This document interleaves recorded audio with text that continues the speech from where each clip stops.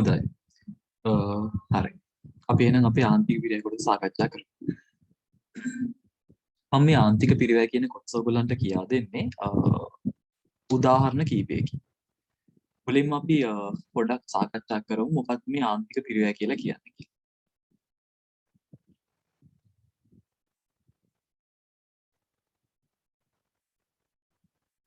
මේ ආන්තික පිරිවැය කියන කොටස අපි සාකච්ඡා කරන්නේ ප්‍රධාන කොටස් දෙකකින්. එකක් තමයි සමීකරණ ප්‍රවේශය. අනිත් එක ඇවිල්ලා ප්‍රස්ථාරික ප්‍රවේශය. මේකෙදි අපි කතා කිරීමක් කරන්නේ සාමාන්‍යයෙන් ව්‍යාපාරයක භාණ්ඩ අලෙවි කරනකොට ඊට පස්සේ ව්‍යාපාරික භාණ්ඩ අලෙවි කිරීමක් කරනකොට මේ භාණ්ඩ අලාබලදීමකින් තොරව අලෙවි කරගන්න කොච්චර භාණ්ඩ ප්‍රමාණයක් අලෙවි කරගන්න ඕනේද? අන්න ඒ වගේ දේවල්. නැත්තම් ඔයගොල්ලෝ ආන්තික පිරිවැය කියන එක දන්නවා. නිෂ්පාදනයේ එක් ඒකකයකින් වෙනස් කරනකොට ඊට අනුරූපීව අනිත් විචල්යන් වෙනස් වන ආකාරය තමයි මේ ආන්තික පිරිවැයදී අපි සාකච්ඡා කිරීම කරන්නේ. වැඩි කතා වුණේ අපි කෙලින්ම ගානකින් කතා කරමු ආන්තික පිරිවැය. ආන්තික පිරිවැය කියලා කියන්නේ ගොඩක් ලේසි. මේක හරියට තේරුම් ගත්ත අය ගොඩක් ආසාවෙන් ගණන් හදන කොටසක් තමයි ආන්තික පිරිවැය කියලා කියන්නේ. ආන්තික පිරිවැය කියන කොටස අපි කතා කරන්නේ ප්‍රධාන කොටස් දෙකකින්. එකක් තමයි සමීකරණ ප්‍රවේශය, අනිත් එක ඇවිල්ලා ප්‍රස්ථාරික ප්‍රවේශය. අද දවසේදී මම සමීකරණ ප්‍රවේශය සම්පූර්ණයෙන්ම අවසන් කරනවා. ඊළඟ දවසේ අපිට කරන්න තියෙන්නේ ප්‍රස්ථාරික ප්‍රවේශය. ඊට පස්සේ දවසේදී කරන්න තියෙන්නේ මේකේ තියෙන අභ්‍යාස ටික සම්පූර්ණ කරන එක තමයි. එහෙනම් වැඩි වෙලා ගන්න ඕනේ අපි කෙලින්ම ආන්තික පිරිවැයේ සමීකරණ ප්‍රවේශය උදාහරණ වලින්.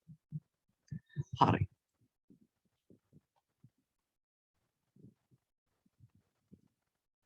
මෙතන පුංචි උදාහරණයක් තියෙනවා ඔයගලන්ට පේනවා ඇති. මේ උදාහරණය ළමයි ලියා ගන්න ඕනේ. ඒක නිසා ඔයගලන්ට පුළුවන් ස්ක්‍රීන් එකේ තියෙන එක ලියා ගන්න ආන්තික පිරිවැය කියලා දාලා. එක උදාහරණකින් සම්පූර්ණ පාඩමේම සමීකරණ ප්‍රවේශය සාකච්ඡා කිරීම කරනවා. ඒක නිසා මේක ලියා ගන්න ඕනේ. ස්ක්‍රීන් එකේ තියෙන එක ලියා ගන්න. ඉක්මනින් ලියා ගන්න. මම කියන්නම් ආන්තික පිරිවැය කියලා මාතෘකාවක් ලියාගෙන ලියන පොතේ එයාට තේ ආයෙත් අනුමාත්‍රිකාවක් ලියා ගන්න සමීකරණ ප්‍රවේශය කියලා.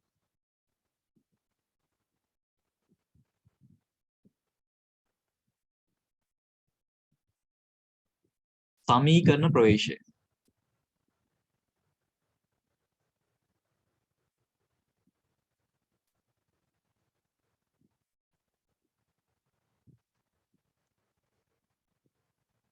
හරි ඊට පස්සේ මම ලියා ගන්න නිදසුන කියලා දාලා නිදසුන 1 කියලා දාලා ලියා ගන්න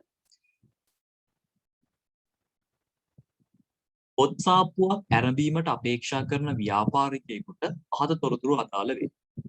පොත් සාප්පුවක් ආරම්භීමට අපේක්ෂා කරන ව්‍යාපාරිකයෙකුට පහත තොරතුරු අදාළ වේ.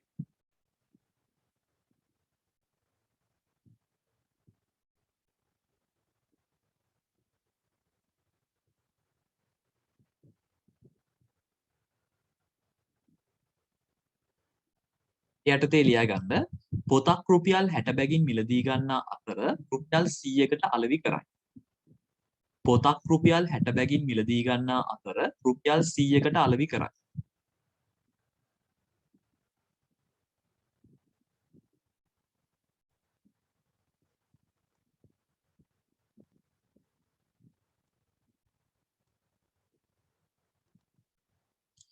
අලෙවි කරන සෑම සාම කියලා තියෙන්නේ සෑම අලෙවි කරන සෑම පොතකටම රුපියල් 10ක කොමිස් ගෙවීමට සිදුවන අතර පහත වියදම්ද මාසිකව දැරීමට සිදුවේ. අපරක් කියන්න අලෙවි කරන සෑම පොතකටම රුපියල් 10ක කොමිස් ගෙවීමට සිදුවන අතර පහත වියදම්ද මාසිකව දැරීමට සිදුවේ.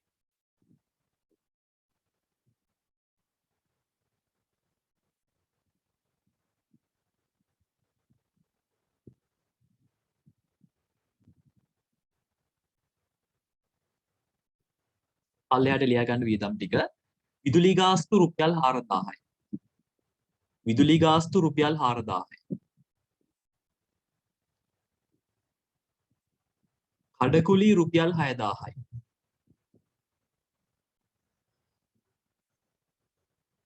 සේවක වේතන රුපියල් 5000යි.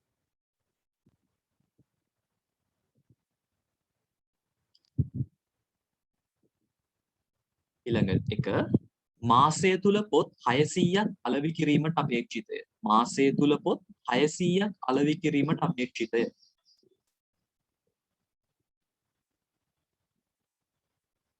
මාසය තුල පොත් 600ක් අලෙවි කිරීමට අපේක්ෂිතය.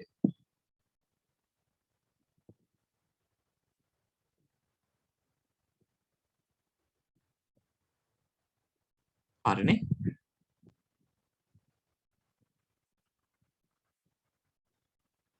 ඊට පස්සේ අපි බලමු තවත් මොනවද තියෙන්නේ කියලා.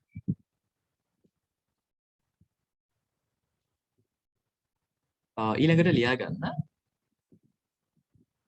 ව්‍යාපාරික සැලසුමක් පිළියෙල කිරීමට පහත ගණනය කිරීම ඉදිරිපත් කරන්න. ව්‍යාපාරික සැලසුමක් පිළියෙල කිරීමට පහත ගණනය කිරීම ඉදිරිපත් කරන්න.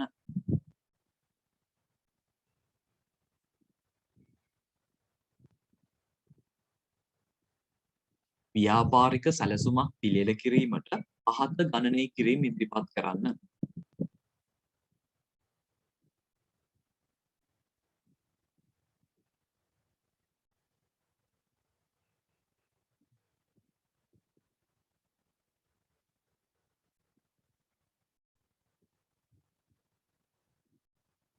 අංක 1 පොතක විචල්්‍ය පිරිවැය. පොතක විචල්්‍ය පිරිවැය.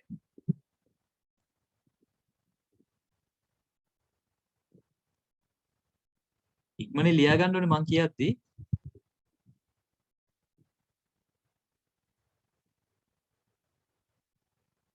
ඉක්මනේ ලියා ගන්න.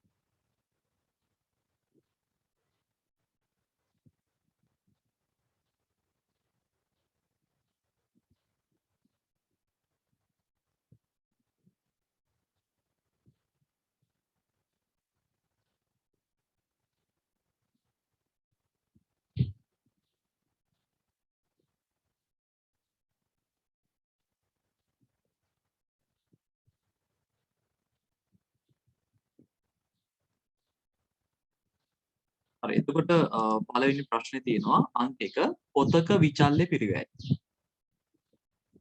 පොතක විචල්්‍ය පිරිවැය.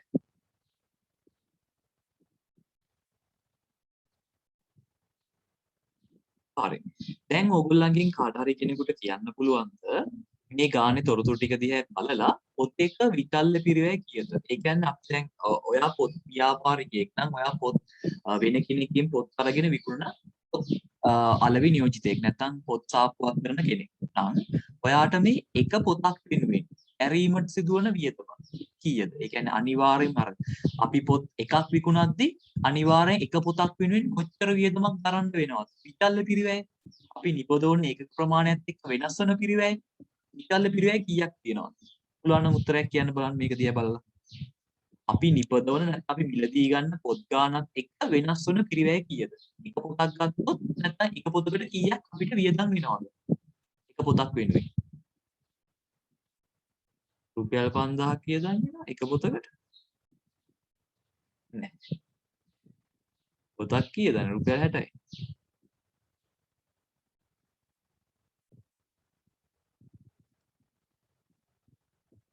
ඔව්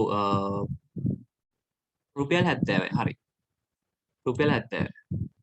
බලන්නකෝ මේකේ තියෙනවා පොතක් රුපියල් 60 බැගින් මිලදී ගන්න අතර. ඒ කියන්නේ අපිට අනිවාර්යෙන් පොතක් ගන්න රුපියල් 60ක් නම් යනවා. ඊට පස්සේ ගන්න අතර 100කට තමයි විකුණන්නේ. ඒ කියන්නේ අපිට අනිවාර්යෙන් පොතක් ගන්න 60ක් යනවා විකුණන්නේ 100කට. අලෙවි කරන හැම පොතකටම රුපියල් 10ක කොමිස් එකක් ගෙවන්නත් වෙනවා. ඒ කියන්නේ අපි සාමාන්‍ය විකුණන සේවකයන්ට රුපියල් 10ක් ගෙවන්න වෙනවා. ඒකට අනිවාර්යෙන්ම පොතක් වෙනුවෙන් දරන්න සිදු වෙනවා. ගණ්ඩ යන ගානයි මේක නම් කොමිස් එකයි. ඒ කියන්නේ අපි නිෂ්පාදනය කරන නැත්නම් අලෙවි කරන ඒකක ප්‍රමාණයත් එක්ක වෙනස් වෙනවා මේ පිරිවැය. අපි එක පොතක් ගත්තොත් අපි රුපියල් 60ක් අපි එක පොතක් පිළිබඳ රුපියල් 70ක් වියදම් වෙනවා. අපි පොත් දෙකක් ගන්නවා නම් නැත්නම් දෙකක් විකුණොත් අපි රුපියල් 140ක් වියදම් වෙනවා. ඒ වගේ පොතක් වෙනුවෙන් වෙනස් වෙන පිරිවැය. විචල්්‍ය පිරිවැය තියෙනවා මේකේ 70ක්. එහෙනම් අපේ අංක 1ට උත්තරේ විදියට අහලා තිබ්බේ අන්න ඒක. පොතක විචල්්‍ය පිරියයි. මේ ගාන නම් අපි ගන්නේ 60 ගානේ ගන්නවා. එකකට 10 ගානේ කොමිස් ගෙවන්න වෙනවා. එහෙනම් විචල්්‍ය පිරිය රුපියල් 70යි. හැමෝම උත්තර දෙනවා නම් මම කැමතියි. මොකද නැත්නම් මේක කෙනෙක් කට්ටියකට පුළුවන් වෙයි කට්ටියකට බැරි වෙයි. හැමෝම උත්තර දෙන්න මම කියන එක අහන්න ඉතලා. පොතක ගැනුම් මිල තිබ්බා. අපි ලියාගමු මේක උත්තරේ විදියට. රුපියල් 60යි. කොමිස් තිබ්බා. කොමිස් පොතකට රුපියල් 10යි. ඔක්කොම රුපියල් 70යි. පොතක විචල්්‍ය පිරිය රුපියල් 70යි. මේක ලියාගන්න. අපි එකින් එක කතා කරනවා. සමීකරණ ප්‍රවේශය මම මේ එක ගානෙන් කතා කරන්නේ. ඔයගොල්ලන්ට ඊට පස්සේ ඕනෙම ගානක් ටියුට් එකේ තියෙන හදන්න පුළුවන්. මේක අපි සරල තැන ඉඳන් සංකීර්ණ තැන දක්වාම යනවා. විචල්්‍ය පිරිය කියන එක ලේසියිනේ. නිපදවන නැත්නම් අලෙවි කරන ඒක ප්‍රමාණයත් එක්ක වෙනස් වෙන පිරියයි. අපි එක පොතක් ගත්තොත් 60ක් වියදම් වෙනවා සහ ඒ පොත විකුණන කෙනාට රුපියල් 10ක් දෙන්න වෙනවා. පොතක් වෙනුවෙන් වෙනස් වන පිරිවැය විචල්්‍ය පිරිවැය. රුපියල් 70යි මේ.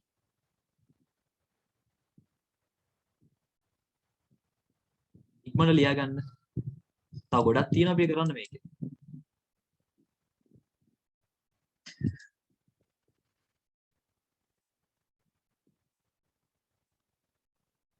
ලියාගෙන ඉවරලා මට මැසේජ් එකක් දාන්න. ඊට පස්සේ මම එකින් එක මෙහෙම කතා කරගෙන යනවා ඉස්සරහට.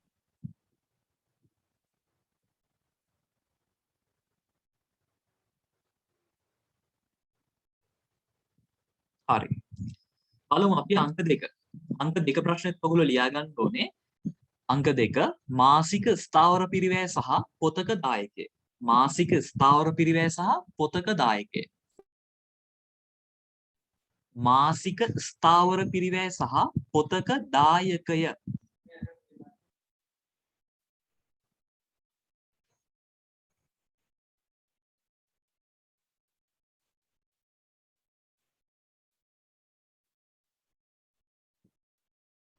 මේක ප්‍රශ්නේ ලියාගත්තා නම් පොඩ්ඩක් ගිහිල්ලා බලන්න මාසික ස්ථාවර පිරිවැය කීයක් තියෙනවද කියලා. ඒ කියන්නේ ස්ථාවර පිරිවැයක් කියලා කියන්නේ නිපදවන ඒකක ප්‍රමාණයත් එක්ක වෙනස් වෙන්නේ නැති පිරිවැයක්. ඒ කියන්නේ අපි පොතක් වික්කත්, පොත් දෙකක් වික්කත්, පොත් 100ක් වික්කත් අනිවාර්යයෙන්ම දරන්න සිදුවන පිරිවැය මොකක්ද කියලා බලන්න මේ ගානේ. දායකය කියන එක මම කියා දෙන්නම්. බලන්න ස්ථාවර පිරිවැය කීයක් තියෙනවද කියලා මේ ගානේ.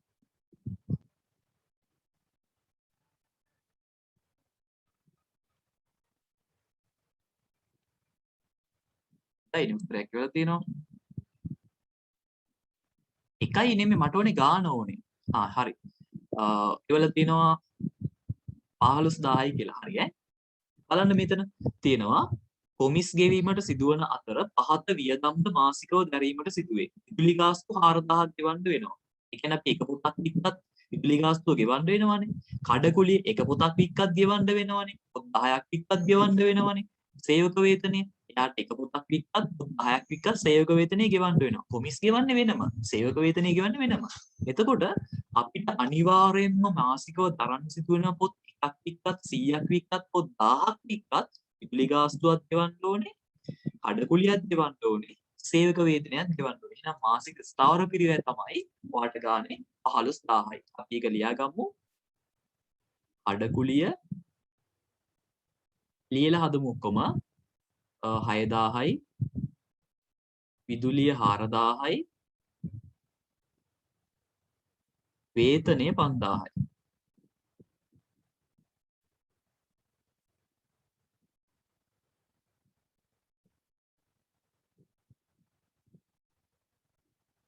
ස්ථාවර පිරිවැය.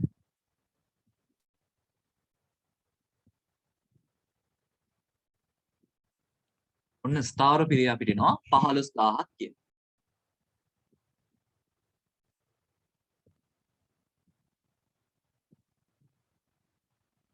ඊට පස්සේ පොතක දායකය. මේ දායකය කියන එකට තව සමාන වචනයක් තියෙනවා. ඒකත් ලියන්න අවශ්‍යයි ලියා ගන්න. සහභාගය. සහභාගය කියලාත් කියනවා අපි. දායකයට සමාන වචනයක් තමයි සහභාගය. මේ වචන වෙනස් එක විතරයි තියෙන්නේ නැත්නම් මේ පාඩම මාරුම ලේසි. ඔව් මට දායකයත් හදලා ඉවලා තියෙනවා. ඒ කියන්නේ ටිකක් සමහරු දන්නව නේද ඒක. දායකය හොයන්නේ මෙහෙමයි. දායකය කියලා කියන්නේ සරලවම කියනොත් නිකන් එක මේ ගානට අදාළව කියනවනම් එක පොතකින් හම්බෙන ගාන. එක පොතකින් අපිට හම්බෙන ගාන වගේ තේරුමක් තියෙනවා. ඒක හොයන්නේ දායකය හොයන්නේ මෙහෙමයි. ඒකක දායකය නැත්නම් ඒකක සහභාගී සමීකරණ ලියන්න ඕනේ. ඒකක දායකය කියන එක හොයන්නේ මෙහෙමයි. ඒකක විකුණුම් මිලෙන්. ඒ කියන්නේ එකක් විකුණන ගානෙන් විචල්්‍ය පිරිවැය අඩු කළා නම් හරි. ඒකක විකුණුම් මිලෙන් ඒකක විකුණුම් මිල ඍණ ඒකක විචල්්‍ය පිරිවැය.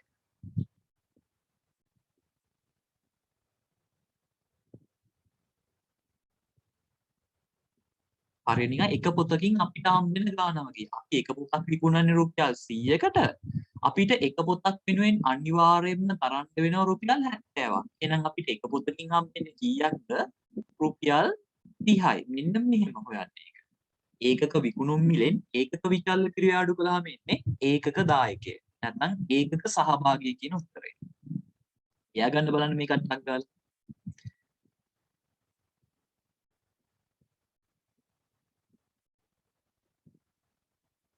මේ සමීකරණ ටික තමයි මතක තියාගන්න තියෙන්නේ ඔයගොල්ලන්ට. නැත්නම් මේ පාඩම ගොඩාක් ලේසි පාඩමක්. හැබැයි මේකේ ප්‍රශ්න නම් අමාරු කරලා තමයි අහන්නේ ගොඩක් අය. හරි. අපි එහෙනම් යන් අපේ තුන්වෙනි ප්‍රශ්නෙට නේද? ලියාගත්තද? ලියාගන්න බැරුව ගියොත් කවුරු හරි කෙනෙක් මට කියන්න. මම වීඩියෝ පොඩ්ඩක් අයින් කළා ඒක කරදර නිසා. හරි. අපි යන් තුන්වෙනි ප්‍රශ්නෙට. මෙන්න තියෙනවා ප්‍රශ්නේ ලියාගන්න සමච්ඡේද ලක්ෂයට. සමච්ඡේද කිව්වම මේ ඡයන නෙමෙයි තියෙන්න ඕනේ කමන්නේ. සමච්ඡේද ලක්ෂයට අදාළ පොත් ගණන.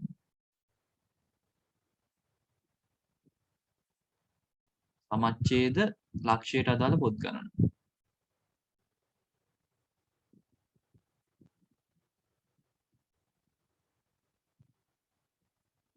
සමච්ඡේද ලක්ෂයට අදාළ පොත් ගණන.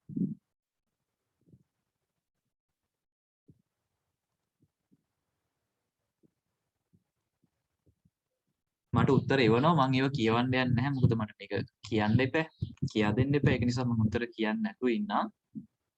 හරි. සමච්ඡේද ලක්ෂයට අදාළ පොත් ගණන. මේ සමච්ඡේද ලක්ෂය කියලා අදහස් කරන්නේ නැත්නම් අපි කියන්නේ මේ වගේ දෙයක්. දැන් හිතන්නකෝ මෙහෙම. දැන් අපිට එක පොතකින් බලන්න අපි එක පොතකින් අපිට එක පොතකින් රුපියල් 30ක් හම්බ වෙනවා. ඒ කියන්නේ අපිට එක පොතකින් හම්බ වෙන දායකය රුපියල් 30යි. නේද? දැන් බලන්න අපි එක පොතක් වික්කත් නැත්නම් පොත් එකක්වත් වික්කේ නැති වුණත් අපිට අනිවාර්යයෙන්ම තරම් වෙනවා කීයක්ද? රුපියල් 15000ක්. ඒ කියන්නේ අපි එක පොතක් වික්කත් පොත් 10ක් වික්කත් පොත් දෙකක් වික්කත් අපිට අනිවාර්යයෙන්ම තරම් වෙනවා රුපියල් 15000ක ස්ථාවර පිරිවැයක්. අපි මේ සමච්ඡේද ලක්ෂය කියන එකෙන් අදහස් කරන්නේ නැත්නම් සාකච්ඡා කරන්නේ ව්‍යාපාරයේ ලාභත් නැති පාඩුත් නැති අවස්ථාව. ව්‍යාපාරයේ ලාභත් නැති පාඩුත් නැති අවස්ථාව. ඒ කියන්නේ මේක හොයන්නේ දැන් හිතන්නකෝ අපිට ලාභත් නැති පාඩුත් නැති කොයි අවස්ථාවේද කියලා. අපිට දැන් අනිවාර්යයෙන්ම මේ ව්‍යාපාරේ රුපියල් 15000ක් යනවනේ මාසෙකට. මාසෙකට රුපියල් 15000ක් අනිවාර්යෙන්ම යනවා. මේ 15000 හොයාගත්තා නම් අපිට මේ කඩේ කරයි යන්න පුළුවන් නේද? හිතලා බලන්නකෝ අපිට මාසෙකට අනිවාර්යයෙන්ම රුපියල් 15000ක පිරිවැයක් යනවා. ඉතින් අපි මේ 15000ක් හම්බ කරගත්තා නම් අපිට මේ කඩේ කරගෙන යන එකෙන් නැත්නම් මේ ව්‍යාපාරය කරගෙන යන එකෙන් ලාභත් නැහැ පාඩුත් නැහැ. අන්න ඒ ලාභත් නැති පාඩුත් නැති අවස්ථාවෙත් කීයක්වත් විකුණ ගන්න ඕනේද?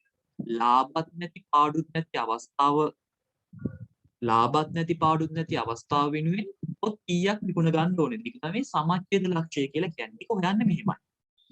ලියාගන්න සමච්ඡේද ලක්ෂය සමානයි සමච්ඡේද ලක්ෂය කියන්නේ ලාභත් නැති පාඩුත් නැති අවස්ථාව.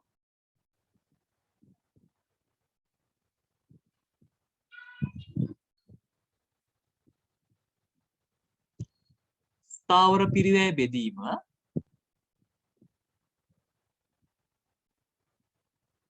ඒකක දායකය. එකකින් කීයක් හම්බ වෙනවද? හිතලා බලන්නකෝ. අපිට මාසෙකට අනිවාර්යෙන් රුපියල් 15000ක පිරිවැයක් දරන්න සිද්ධ වෙනවා. අපිට එක පොතකින් හම්බෙන්නේ 30යි. ඉතින් හිතලා බලන්නකෝ 30 ගානේ 15000ක් හම්බ කරගන්න පොත් කීයක් විකුණ ගන්න ඕනේද?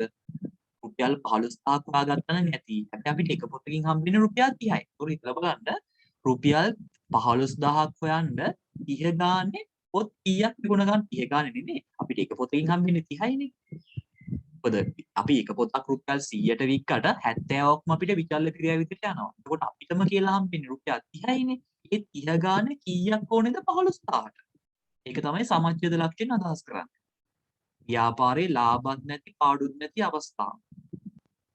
කොට අපි ස්ථාවර පිරිවැය තිබ්බා රුපියල් 15000ක්. අපේ ඒකක දායකයේ තිබ්බා රුපියල් කීයක්ද?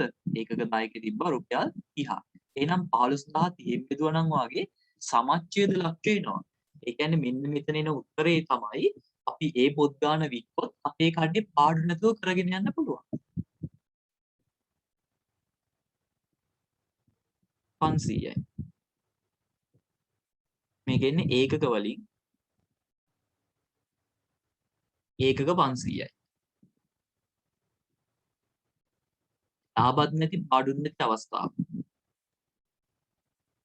එතකොට ඔයගොල්ලෝ හිතලා බලන්නකෝ මේ බුක් ෂොප් එක ඔයගොල්ලෝ නම් කරන්නේ ඔයගොල්ලෝ අඩුම තරමේ පොත් 500ක් විකුණ ගන්න ඕනේ. නැත්නම් මේ කඩේ කරලා වැඩක් නැහැ. මේ කඩේ පොත් 490ක් නම් විකුණන්න තේරුමක් නැහැ. මොකද පාඩුයිනේ.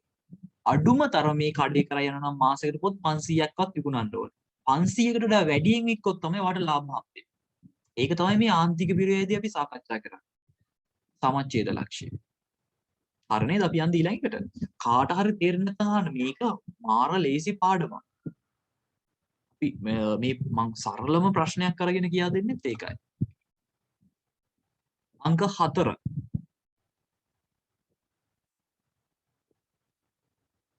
අංක 4 ලියා ගන්න. සමච්ඡේද ලක්ෂයට අදාළ විකුණුම් වටිනාකම. 4 වෙනි ප්‍රශ්නයේ සමච්ඡේද ලක්ෂයට අදාළ විකුණුම් වටිනාකම.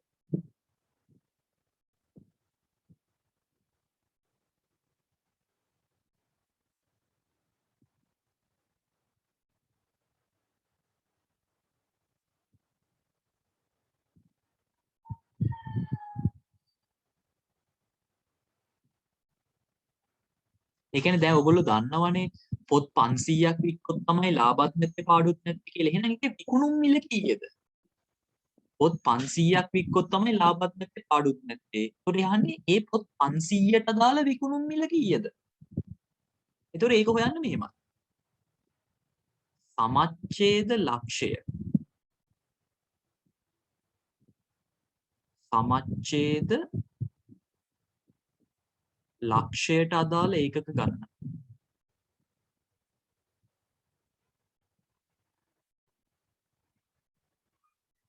වැඩි කරා නම් හරි ඒකක විකුණුම් මිල.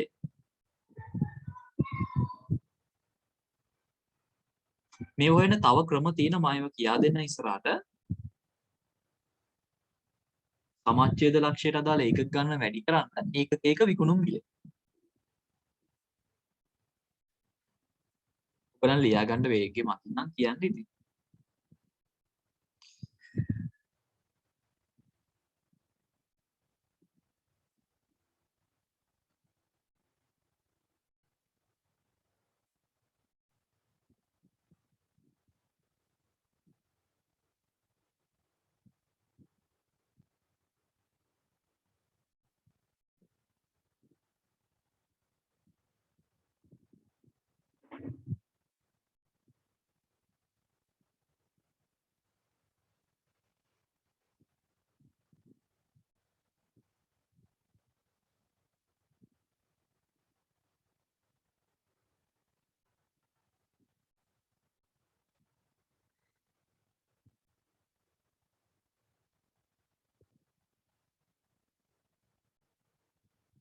හරිනේ.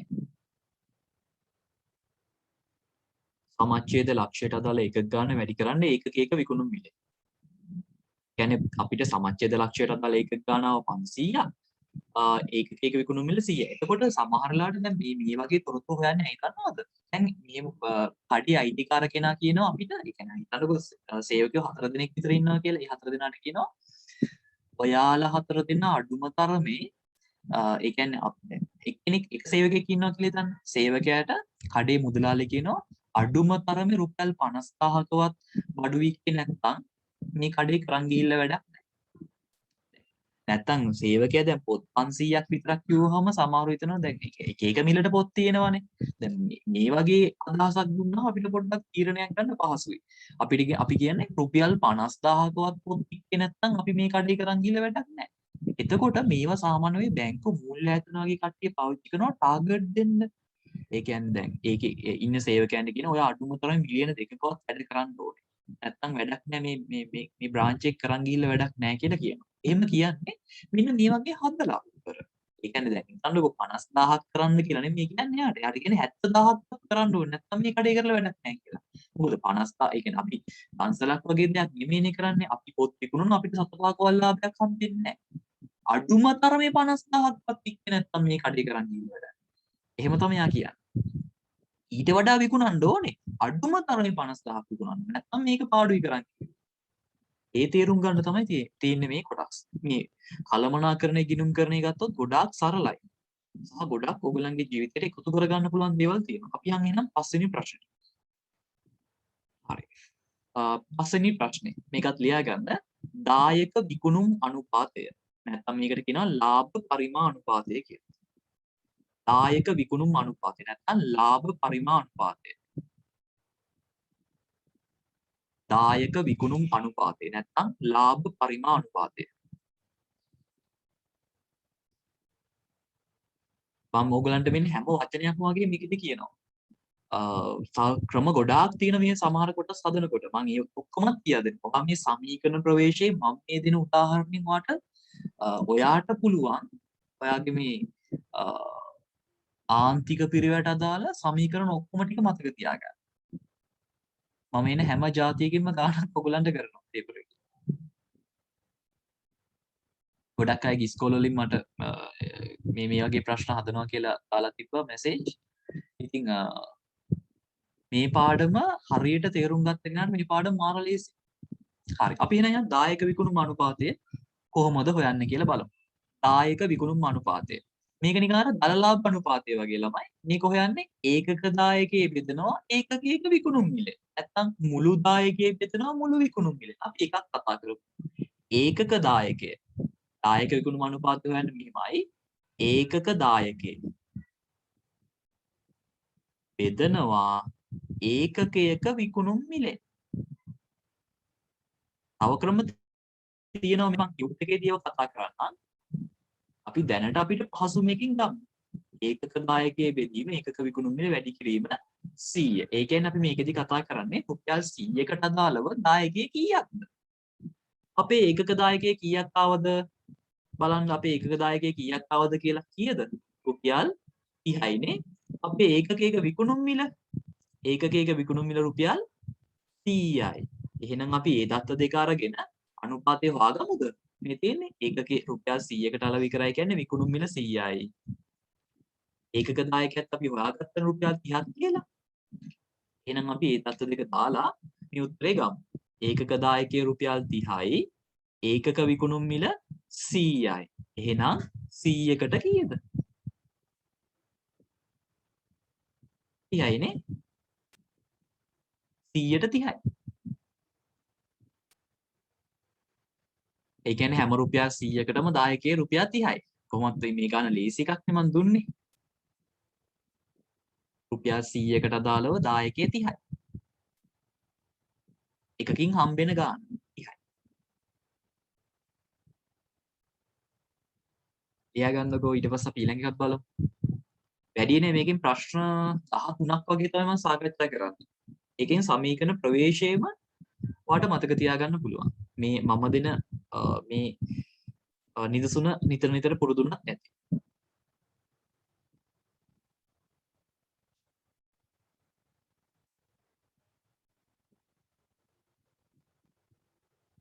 බලමුද 6 වෙනි එක. 6 වෙනි ප්‍රශ්නේ. එහෙනම් ප්‍රශ්න අංක 6ත් ඔයගොල්ලෝ ලියාගන්න. ලාභ පරිමා අනුපාතය භාවිතයෙන්, ඒ කියන්නේ දායක විකුණුම් අනුපාතය භාවිතයෙන් සමච්ඡේද ලක්ෂයට අදාළ විකුණුම් වටිනාකම. ලාභ පරිමා අනුපාතය භාවිතයෙන් සමච්ඡේද ලක්ෂයට අදාළ විකුණුම් වටිනාකම. ප්‍රශ්නාංක 6 තව පාරක් කියන්න. ලාභ පරිමා අනුපාතය භාවිතයෙන් සමච්ඡේද ලක්ෂයට අදාළ විකුණුම් වටිනාකම.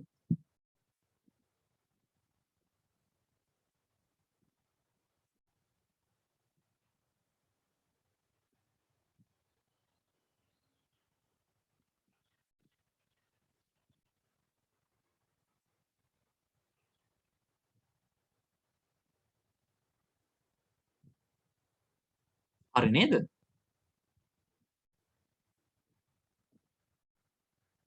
බලමුද අපි කොහොමද ඒක හොයන්නේ කියලා.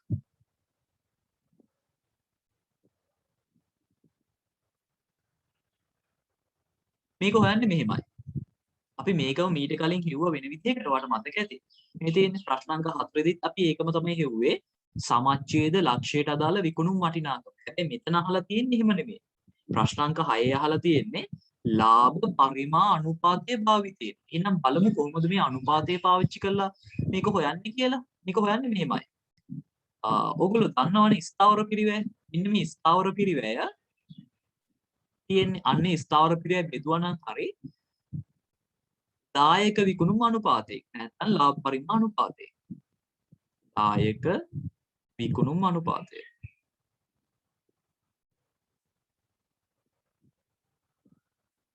අපේ ස්ථාවර පිරිවැය තිබ්බ ගානේ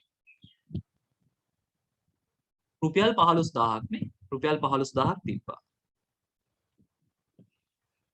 එහෙනම් මේ 15000 බෙදුවා නම් හරිය 130න්. 130න් කොහොමද ළමයි බෙදන්නේ? ඔන්න 30 දැම්මට පස්සේ කොහොමද වෙන්නේ? තව බෙදීමක් එනවා නේද? ඒක ගුණ කිරීමක් විදිහට තමයි අපි ගන්න. දන්නවනේ ලාභ ඒ කියන්නේ භාග මේ වගේ බෙදන්න බෑ කියලා ඔයගොල්ලෝ. මෙහෙම තිබ්බොත් හරස් ගුණිතයක් තමයි එන්නේ. දෙයට මාරු වෙනවා. දෙයට මාරු වෙනවා කියලා කියන්නේ ඒක ගුණ කිරීමක් විදිහට තමයි ගන්න.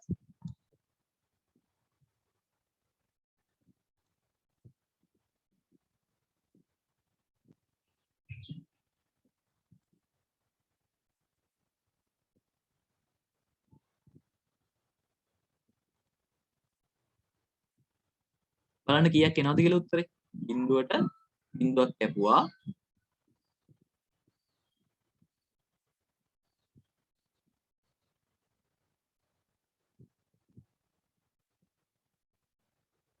රුපියල් 50000ක් කියලා. බලන්න අර කලින් ආවෙත් ඒ උත්තරේද කියලා. ඕනේ මේ ප්‍රශ්නාංක 4 තියෙන්නේ සමච්ඡේද ලක්ෂයට අදාළ විකුණුම් වටිනාකම. අපි එතකොට නම් හෙව්වේ සමච්ඡේද ලක්ෂය එකක ගාන ඒකක විකුණුම් මිලෙන්නේ වැඩි කළේ එතකොට නම් රුපියල් 100 එන්නේ. එතකොටත් ආයේ රුපියල් 50000යි. දැන් බලන්නකෝ ලාභ පරිමාණුපාතය යොදාගෙන අපිට ඒක හොයාගන්න පුළුවන්. මේ විදිහට. ඇතර මෙතන මහා දෙයක් නැහැ ළමයි. දැන් ඔයගොල්ලන්ට මතකනේ අපි ඔයගොල්ලන්ට මතකනේ මෙහෙම. දැන් කලින් අපි ස්ථාවර පිරිය තිබ්බේ රුපියල් 15000යි. අපි ඒකින් කොහොමද සමච්ඡේද ලක්ෂය හෙව්වේ? ඒකක දායකයෙන් බෙදුවානේ නේද? 30න් බෙදුවානේ. මතකනේ කලින් ගානේ. ඊට පස්සේ අපේ ඒකක විකුණුම් මිල තිබ්බේ 100යි. 100න් වැඩි කරලා තමයි අපි උත්තරේ ගත්තේ. මෙන්න මේ විදිහට තමයි කලින් ගාන හැදුවේ. ඒක ඔයගලන්ට එච්චර ඔලුවට වැටුනේ නැත්නම් වැඩි හිතන්න එපා. මේකේ අභ්‍යාස කීපයක් කරගෙන එනකොට ඔයාලට මතක තියෙවි මම මේ කියන එක. මේකේ මූලික අදහස ඔලුවට දාගන්න. මොකක්ද මම මේ කියන්නේ කියලා.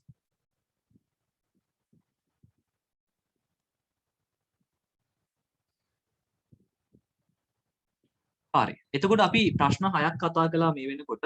ඒ 6 පොඩ්ඩක් අපි ලුහුඩින් පොඩ්ඩක් තව පාරක් බලාගෙන ඉමු. මොකද මේක අමතක කරගන්න බෑ.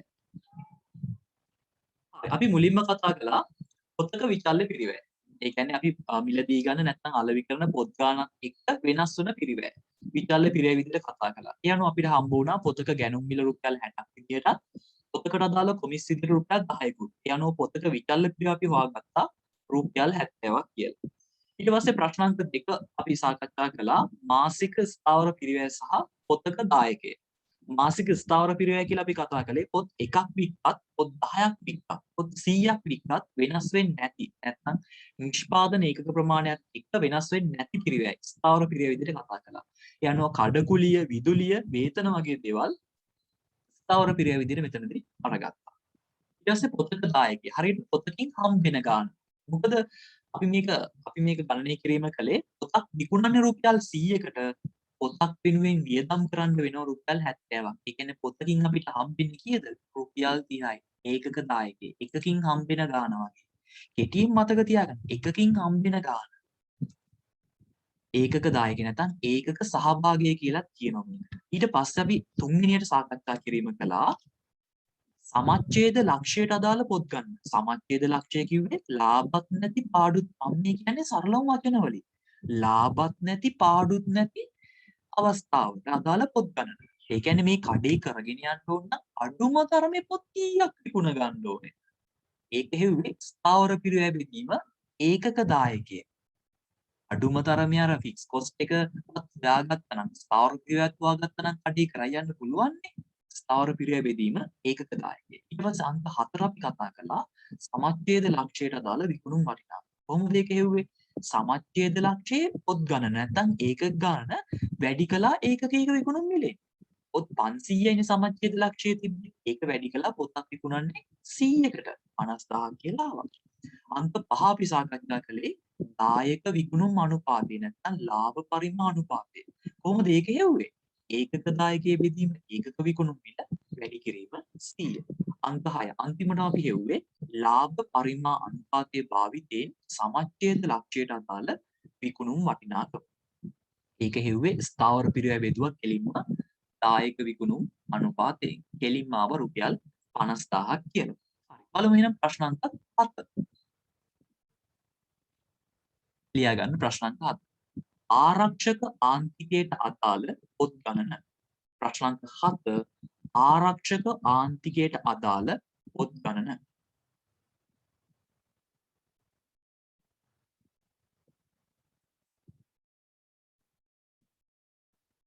ආරක්ෂක ආන්තිකයට අදාළ පොත් ගණන.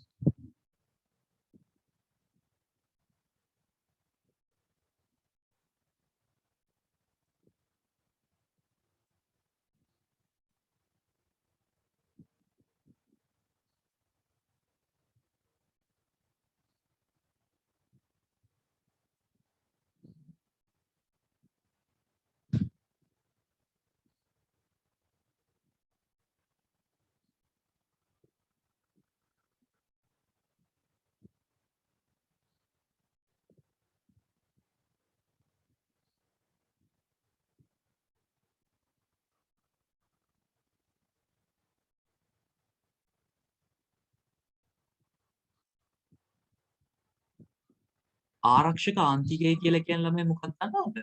අපේ නිෂ්පාදනයට බාධාවක් නොවේ.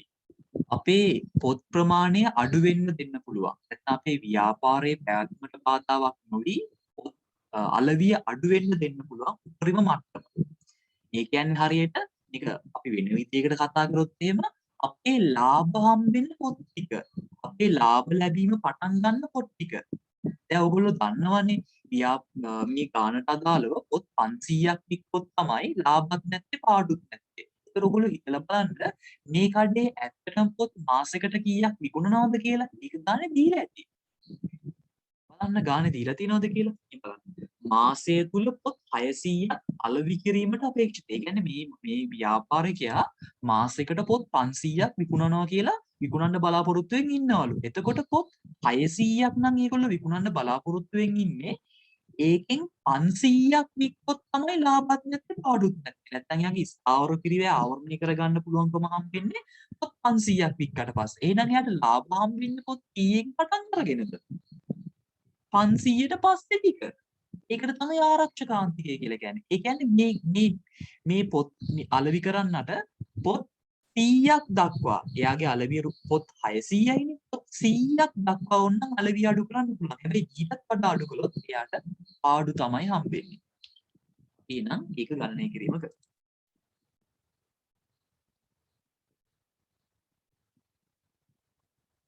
අපේක්ෂිත විකුණුම් මේක ගන්න තියෙනවා පොත් 600ක්. අපේ සමච්ඡේද ඒකක ගණනාව අපිට පොත් 500ක්. එතකොට අපි ආරක්ෂකාන්තිකය වෙන්නේ පොත් 100ක් කියන එක. ඒකක නැත්තම් පොත් 100ක්.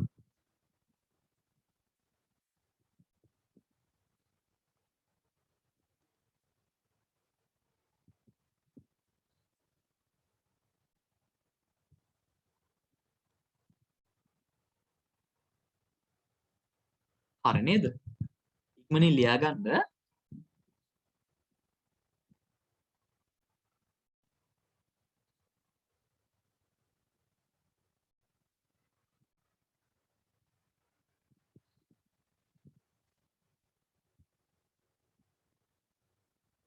මේව ඇත්තටම ඕගොල්ලෝ දවසක ව්‍යාපාරයක් කරනවා ඕගලන්ට මාර්ග විදිහට වැදගත්. මොකද දැන් ආරක්ෂකාන්තිකය කියලා කියන්නේ දැන් සාමාන්‍යයෙන් අපි පොත් 600ක් විකුණන්න තමයි කඩේ බලාපොරොත්තු වෙන්නේ. ඒකෙන් 500ක් විකුණොත් තමයි ලාභත් නැත්තේ පාඩුත් නැත්තේ. එතකොට මේ ව්‍යාපාරිකයට ඕන නම් එක පොතක් විකිණුන්නේ නැහැ කියලා පොත් දෙකක් විකුණුන්නේ නැහැ කියලා ඉතින් ලොකු ප්‍රශ්නයක් වෙන්නේ නැහැ. නමුත් පොත් 100කට වඩා පොත් 101ක් විකුණුන්නේ නැහැ කිව්වොත් ඔන්න ඒක ව්‍යාපාරිකයට බලපානවා. මොකද එයාට පාඩුවක් වෙන්නේ. 100ක් දක්වා වුණනම් අලෙවි අඩු කරන්න පුළුවන්. හැබැයි 100කට වඩා අලෙවි අඩු වුණොත් ඒ කඩේ කරන් ගිහිල්ලා වැඩක් නැහැ. මොකද එයාගේ ස්ථාවර පිරියවත් ආවරණය වෙන්නේ නැහැ. ඒ කියන්නේ නිෂ්පාදනයට බාධාවක් නොවි, අලෙවියට බාධාවක් නොවි ඒකක ප්‍රමාණය අඩු වෙන්න දෙන්න පුළුවන් උපරිම මට්ටම තමයි ආරක්ෂකාන්තිකය කියලා කියන්නේ. ආරක්ෂකාන්තිකයේ ඒක හොයන්නේ අපේක්ෂිත විකුණුම් ඒකක වලින් අඩු කරනවා සමච්ඡේද ඒකක ගණන. එනවා අපිට 100ක් කියලා. අපි යන් 8 වෙනි ප්‍රශ්නෙට.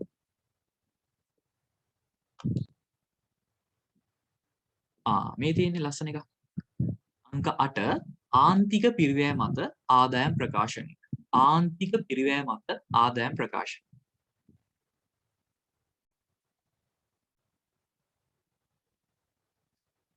අංක 8 ආන්තික පිරිවැය මත ආදායම් ප්‍රකාශනය. ගොඩාක් ලොකුවට ඕනේ නැහැ. රූල් ඕනේ වෙයි 1 2 3 4 5 6 7 8යි රූල් 10ක් වගේ රූල් 10ක් විතර පොඩි තීරු දෙකක ප්‍රකාශනයක් දාගන්න පොඩියට ගහගන්න ගොඩක් ලොකුට එපා.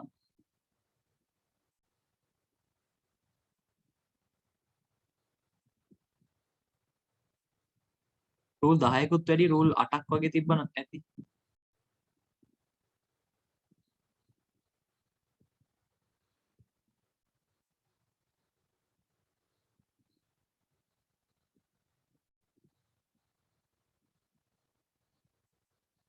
තීරු දෙකක් ඕනෙත් නැහැ මේක එක තීරුවෙන් ගහන්නත් පුළුවන්. හරි. අපි මේ හදන්නේ සාමාන්‍ය ආදායම් ප්‍රකාශනයක් නෙමෙයි. මේ හදන්නේ ආන්තික පිරිවැය මත ආදායම් ප්‍රකාශනයක්. එතකොට මේක හදන්නේ මෙහෙමයි. උඩින්ම ලියනවා විකුණුම්. උඩින්ම ලියන්නේ විකුණුම්. අපි වෙනදට නම් ලිව්වේ මොකක්ද? අඩු කළා විකුණුම් පිරිවැයනේ. දැන් ලියන්නේ ඒක නෙමෙයි. දැන් ලියන්නේ අඩු කළා විචල්්‍ය පිරිවැය. විචල්්‍ය පිරිවැය.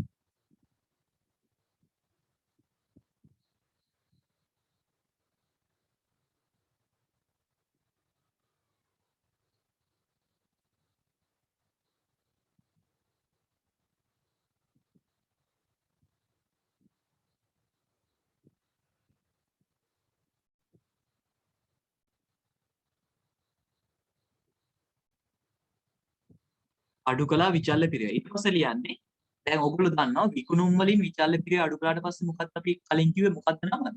දායකය. එතකොට මෙතන අපි ලියන්නේ මුළු දායකය කියලා. මොකද මේක එක භාණ්ඩයක් නෙමෙයි විකුණන්නේ භාණ්ඩ තුනක් විකුණනවානේ. ඒක නිසා අපි මෙතන ලියන්නේ මුළු දායකය. නැත්නම් මුළු සහභාගය කියලා ලියන්න පුළුවන්. විකුණුම් අඩු කළා විචල්්‍ය පිරිවැය මුළු දායකය. ඊට පස්සේ අඩු කළා ස්ථාවර පිරිවැය.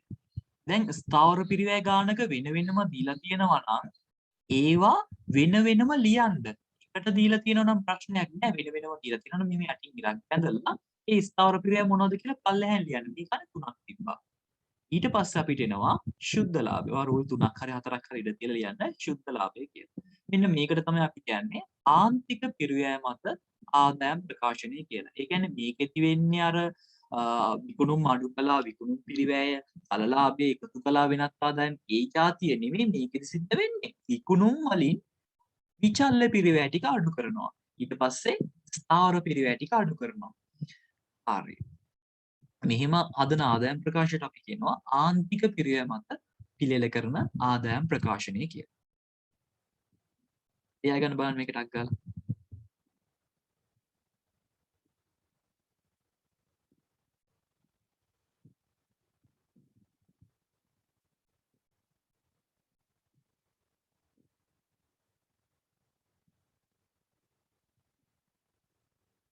හරි නේද? විකුණුම් අඩු කළා විචල්්‍ය පිරිවැය, මුළු දායකය අඩු කළා ස්ථාවර පිරිවැය රූල් 4ක් විතරට තිබ්බා ශුද්ධ ලාභය. හරි. දැන් අපිට මෙන්න මේකේ තොරතුරු සම්පූර්ණ කරගන්න ඕනේ. සමහර අයට නම් මේකේ තොරතුරු ටික මතකත් ඇති. අපේ ව්‍යාපාරයේ විකුණුම් ආදායම කීයද? මුළු විකුණුම් ආදායම කීයද? බලමුද අපි ගානට ගිහිල්ලා. මතක නැති අයට. අපේ ව්‍යාපාරය බලන්න අපි විකුණන්න බලාපොරොත්තු වෙන්නේ පොත් 600යිනේ. ඒතොර නිකම් ඔය ආන්තික පිරිවැය මත ආදායම් ප්‍රකාශනය කියලා හෙව්වොත් ඔයා හිතන්න මේ විකුණන්නේ පොත් 600ක් කියලා. ඒ කියන්නේ ඒගොල්ලෝ දීලා තියෙන පොත් ගාන ගන්න. පොතක් විකුණන්නේ කීයකටද? රුපියල් 100කට මේ මෙතන තියෙන රුපියල් 100කට අලෙවි කරනවා කියලා. එහෙනම් ඔයාගේ විකුණුම් ආදායම හොයාගන්න පුළුවන් නේද? කොහොමද? 100 වැඩි කිරීම 600. පුළුවන් අය දාගෙන යන්න.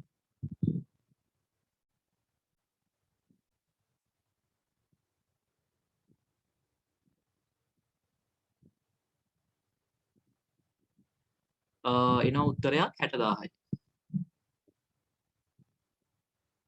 හරි ඊට පස්සේ බලමු විචල්්‍ය පිරිවැය. විචල්්‍ය පිරිවැය කීයක් ආවද? 70ක් ආවනේ. මතක නැති අය බලන්න ගිහිල්ලා. විචල්්‍ය පිරිවැයව 70ක් නේ ඒකකයක. ඒ වගේ කීයක් විකුණනවද අපි? 600ක් නේ. 600ක්. ඒ කියන්නේ 70 ගානේ 600ක්.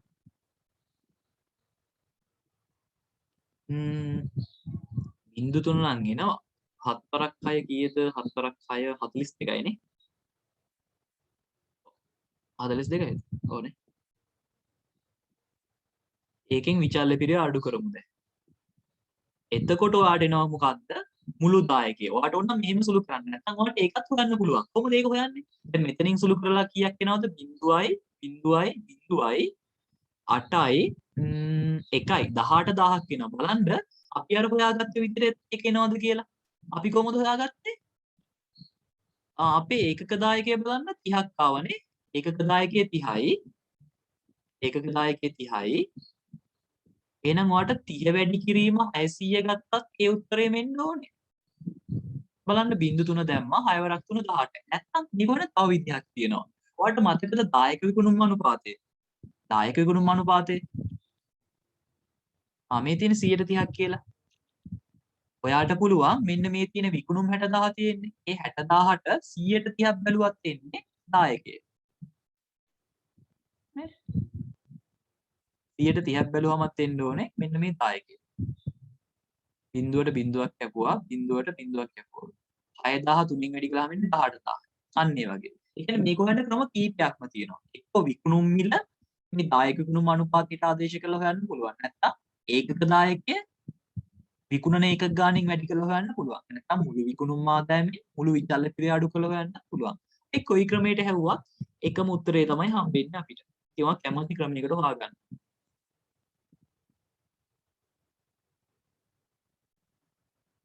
හරි ඊට පස්සේ ස්ථාවර පිරිවැය. ස්ථාවර පිරිවැය මොනවද තියෙන්නේ කියලා බලමු අපි ගානට ගිහිල්ලා.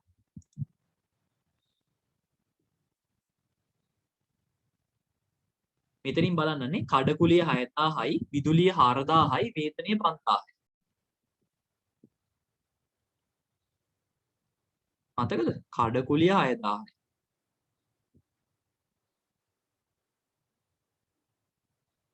විදුලිය 4000යි. වේතන 5000යි.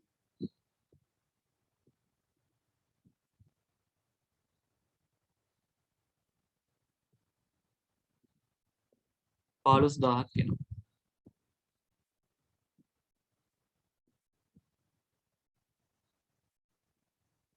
සුද්ධ ලාභ වෙනවා රුපියල් 3000ක් කියලා. මෙන්න මේ විදිහට ඔයාලට උත්තරේ හම්බ වෙනවා. දාගන්න බලන්න ටක් ගාලා ලියා ගන්න.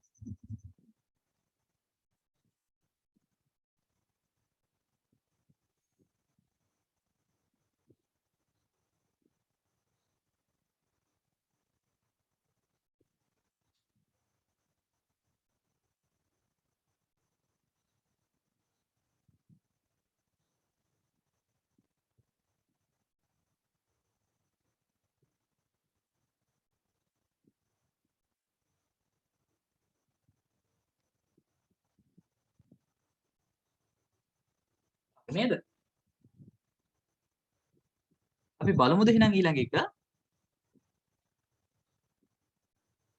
9 වෙනි එක.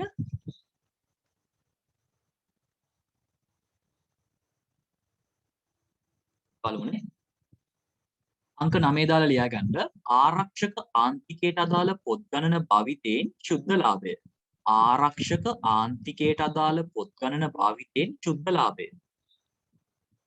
ආරක්ෂක ආන්තිකයට අදාළ පොත් ගණන භාවිතයෙන් ශුද්ධ ලාභය.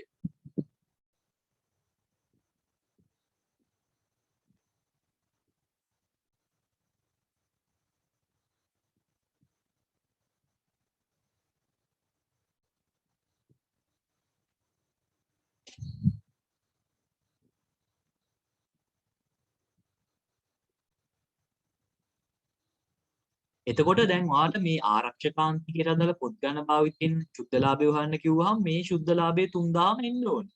එතකොට ඔයා බලන්න කොහොමද මේක හොයන්නේ? දැන් හිතන්නකෝ මම ඔයාලට කිව්වනේ ව්‍යාපාරයේ ලාභ ඇත්තටම හම්බෙන්න පටන් ගන්න අපිට මේ පොත් 100කට අදාළව කියලා. ආරක්ෂකාන්තිකය අපි එහෙමනේ සාකච්ඡා කළේ. පොත් 100කින් තමයි ඇත්තටම අපිට ලාභ හම්බෙන්නේ. එතකොට අපිට එක පොතකින් කීයක් හම්බෙනවද?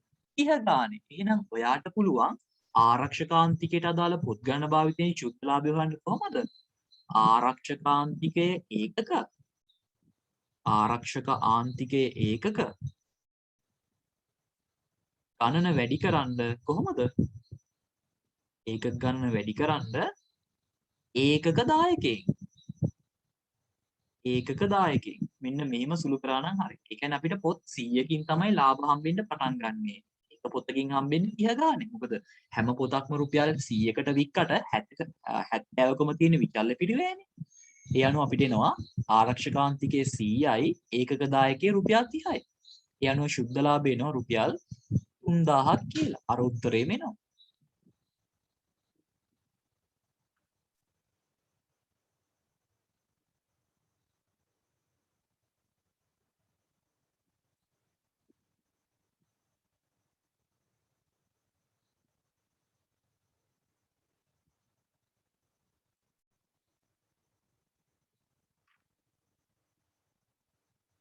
හරිනේ.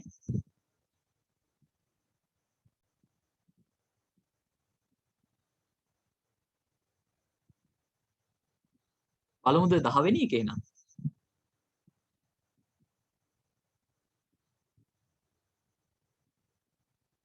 අපි බලමු 10 වෙනි ප්‍රශ්නේ. ප්‍රශ්න 13ක් වගේ තමයි මම දැම්මේ මේකේ. ප්‍රශ්න අංක 10 බලන්න රුපියල් 9000ක ලාභ ඉලක්කයක් කරා ළඟා වීමට අලෙවි කළ යුතු පොත් ගණන. රුපියල් 9000ක ලාභ ඉලක්කයක් කරා ළඟා වීමට අලෙවි කළ යුතු පොත් ගණන. මේ වගේ දේවල් ව්‍යාපාරික කරනවා. දැන් ව්‍යාපාරිකයට ඕන රුපියල් 50000ක ලාභයක් තා ගන්න එයා තීරණය කරනවා පොත් කීයක් විකුණ ගන්න ඕනේද? මට රුපියල් 50000ක් මේ මාසෙ දුන්න මම පොත් කීයක් විකුණ ගන්න ඕනේද? එහෙම බලලා තමයි එයා එයාගේ සේවකයන්ට ටාගට් එක දෙන්නේ. ඔය අඩුම තරමේ පොත් 1000ක් විකුණන්න ඕනේ. අන්න ඒ වගේ. ප්‍රශ්න අංක 10 ලියා ගන්න. රුපියල් 9000ක ලාභ ඉලක්කයක් කරා ළඟා වීමට අලෙවි කළ යුතු පොත් ගණන.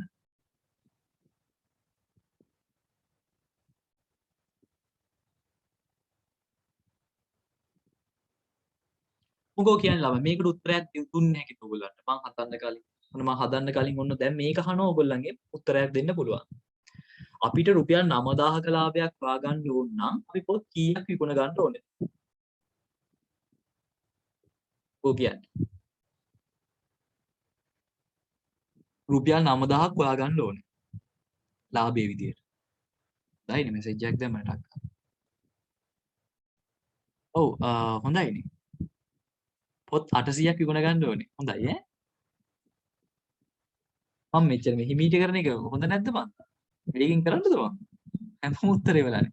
හැමෝම වගේ වෙලා උත්තර. හොඳයි.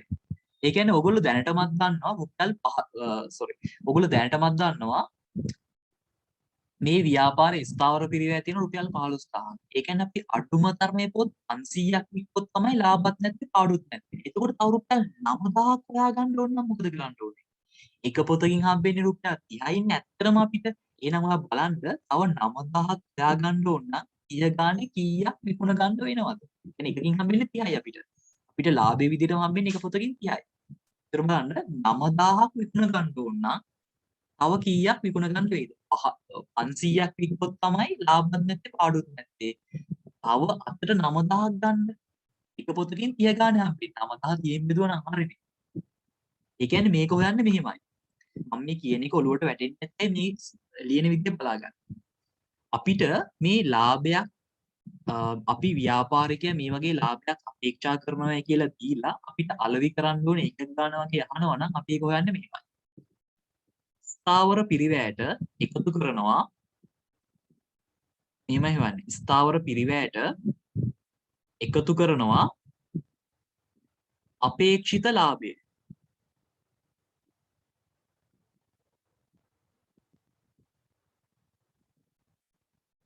ඒක බෙදනවා ඒකක දායකයෙන්. මෙහෙමයි හොයන්නේ.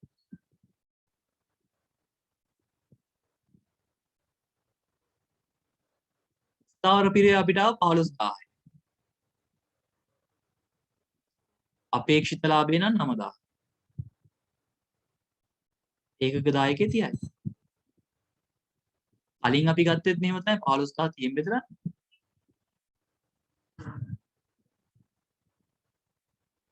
විනාඩියක් ඉන්න ළමයි. මේ මාළිට දෙනවා.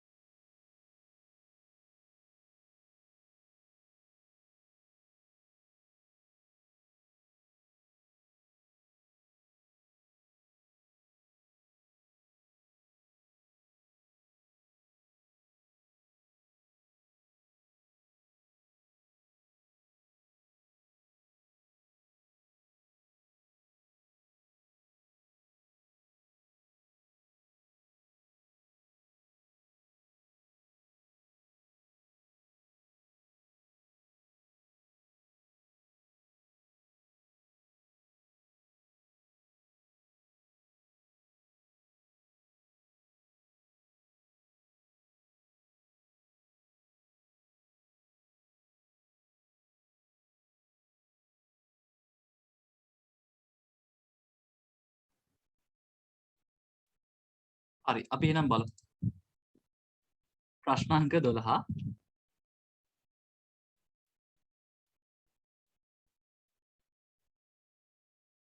අනේ ප්‍රශ්න අංක 13ක් දාලා නැහැ මම ඔයගලන්ට. හරි. අපි එහෙනම් යන් කෙලිම ටියුට් එක පැත්තට. අපි යන් ටියුට් එක පැත්තට.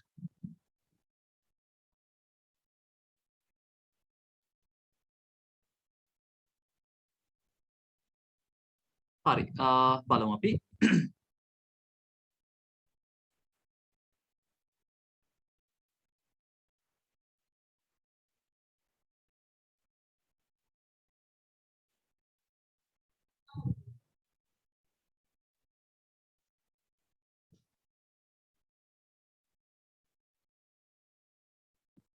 හරි බලමු අපි.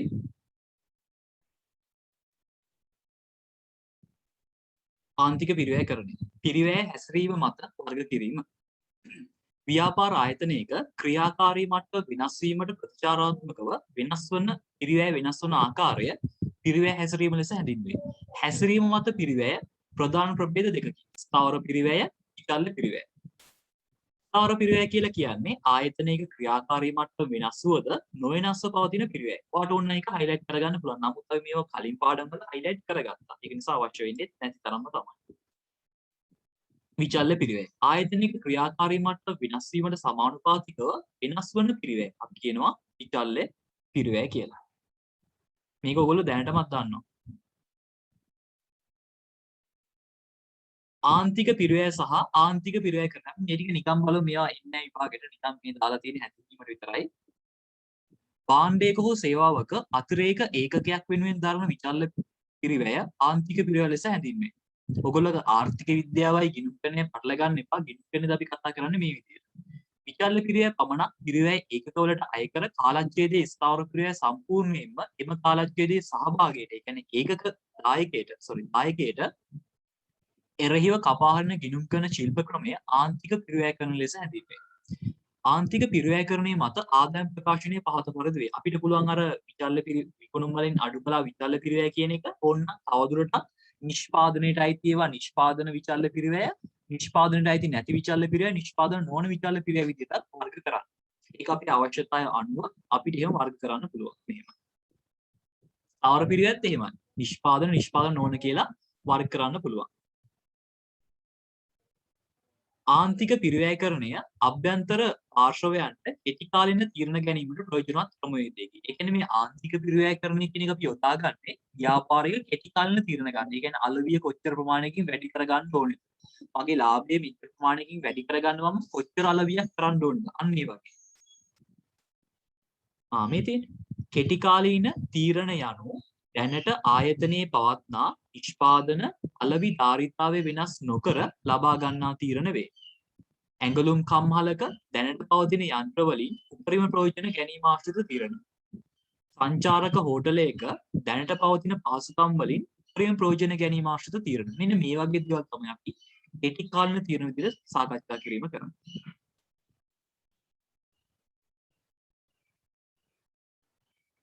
ආර්ථික විද්‍යාවේ ආන්තික පිරිවැය සහ ගිණුම්කරණයේ ආන්තික පිරිවැය.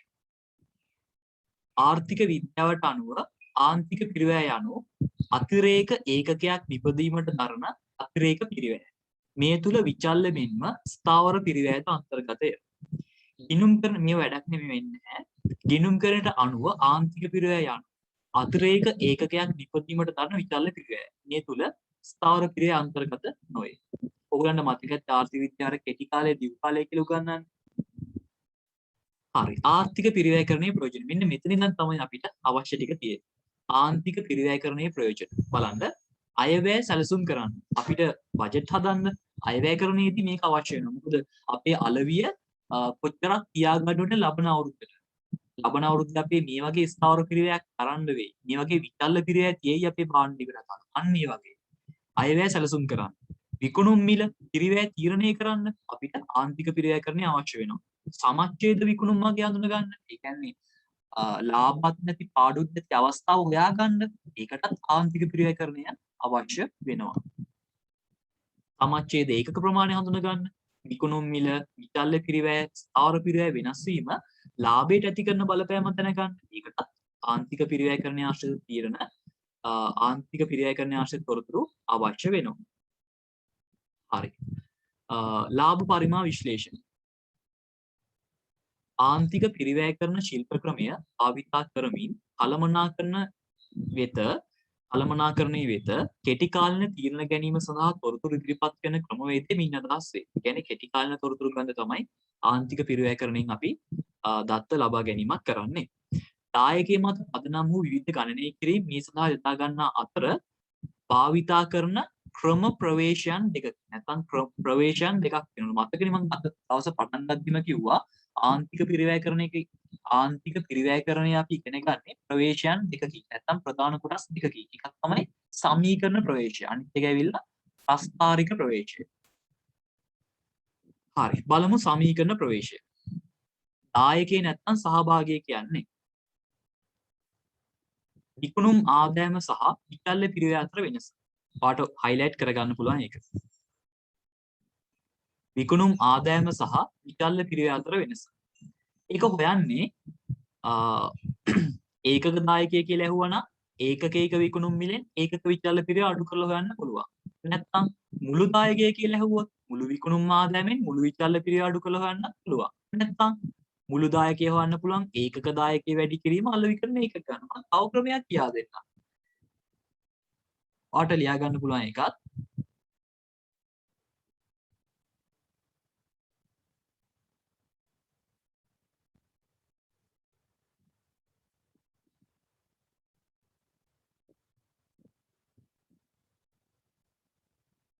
විකුණුම් වෙනස.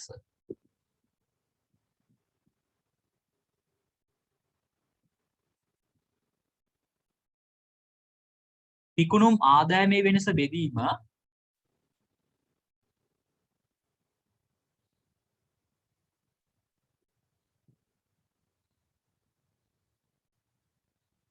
මේක මෙතෙන්ට අවශ්‍ය නැහැ. මේක මෙතෙන්ට ඕනේ නැහැ ළමයි. ඒක පල්ලෙහා එකට මම දාන්න ඕනේ. ඒක ඕනේ නැහැ.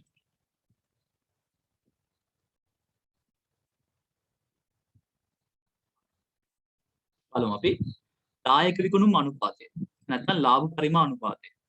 අපි ලාභ පරිමා අනුපාතය නැත්නම් දායක විකුණුම් අනුපාතය හොයන්නේ ඒකක දායකයේ බෙදීම ඒකක විකුණුම් මිල වැඩි කිරීම 100. නැත්නම් මුළු දායකයේ බෙදීම මුළු විකුණුම් මිල වැඩි කිරීම 100. නැත්නම් තව ක්‍රමයක් තියෙනවා. ඒක තමයි මම මේ ලියන්නේ. මට වැරදිලා අතන ලියුනේ.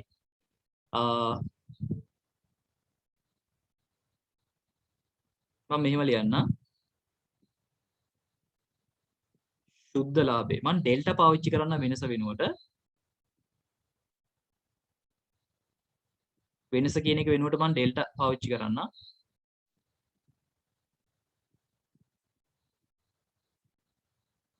මෙන්න මේකත් හරි. මම මේක ලියන්නේ මේක අපිට අවශ්‍ය වෙන අවස්ථාවක් තියෙනවා. සමහර ගණන් වලදී අපිට මේක අවශ්‍ය වෙනවා. සුද්ධ ලාභයේ වෙනස බෙදීම විකුණුම් ආදායමේ වෙනස වැඩි කිරීම 100.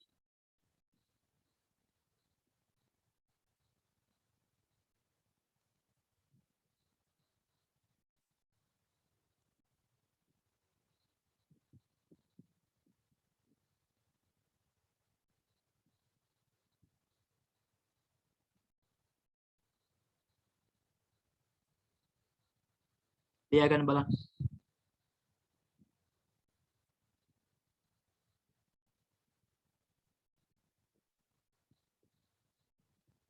සුද්ධ ලාභයේ වෙනස බෙදීම විකුණුම් ආදායමේ වෙනස වැඩි කිරීම 100.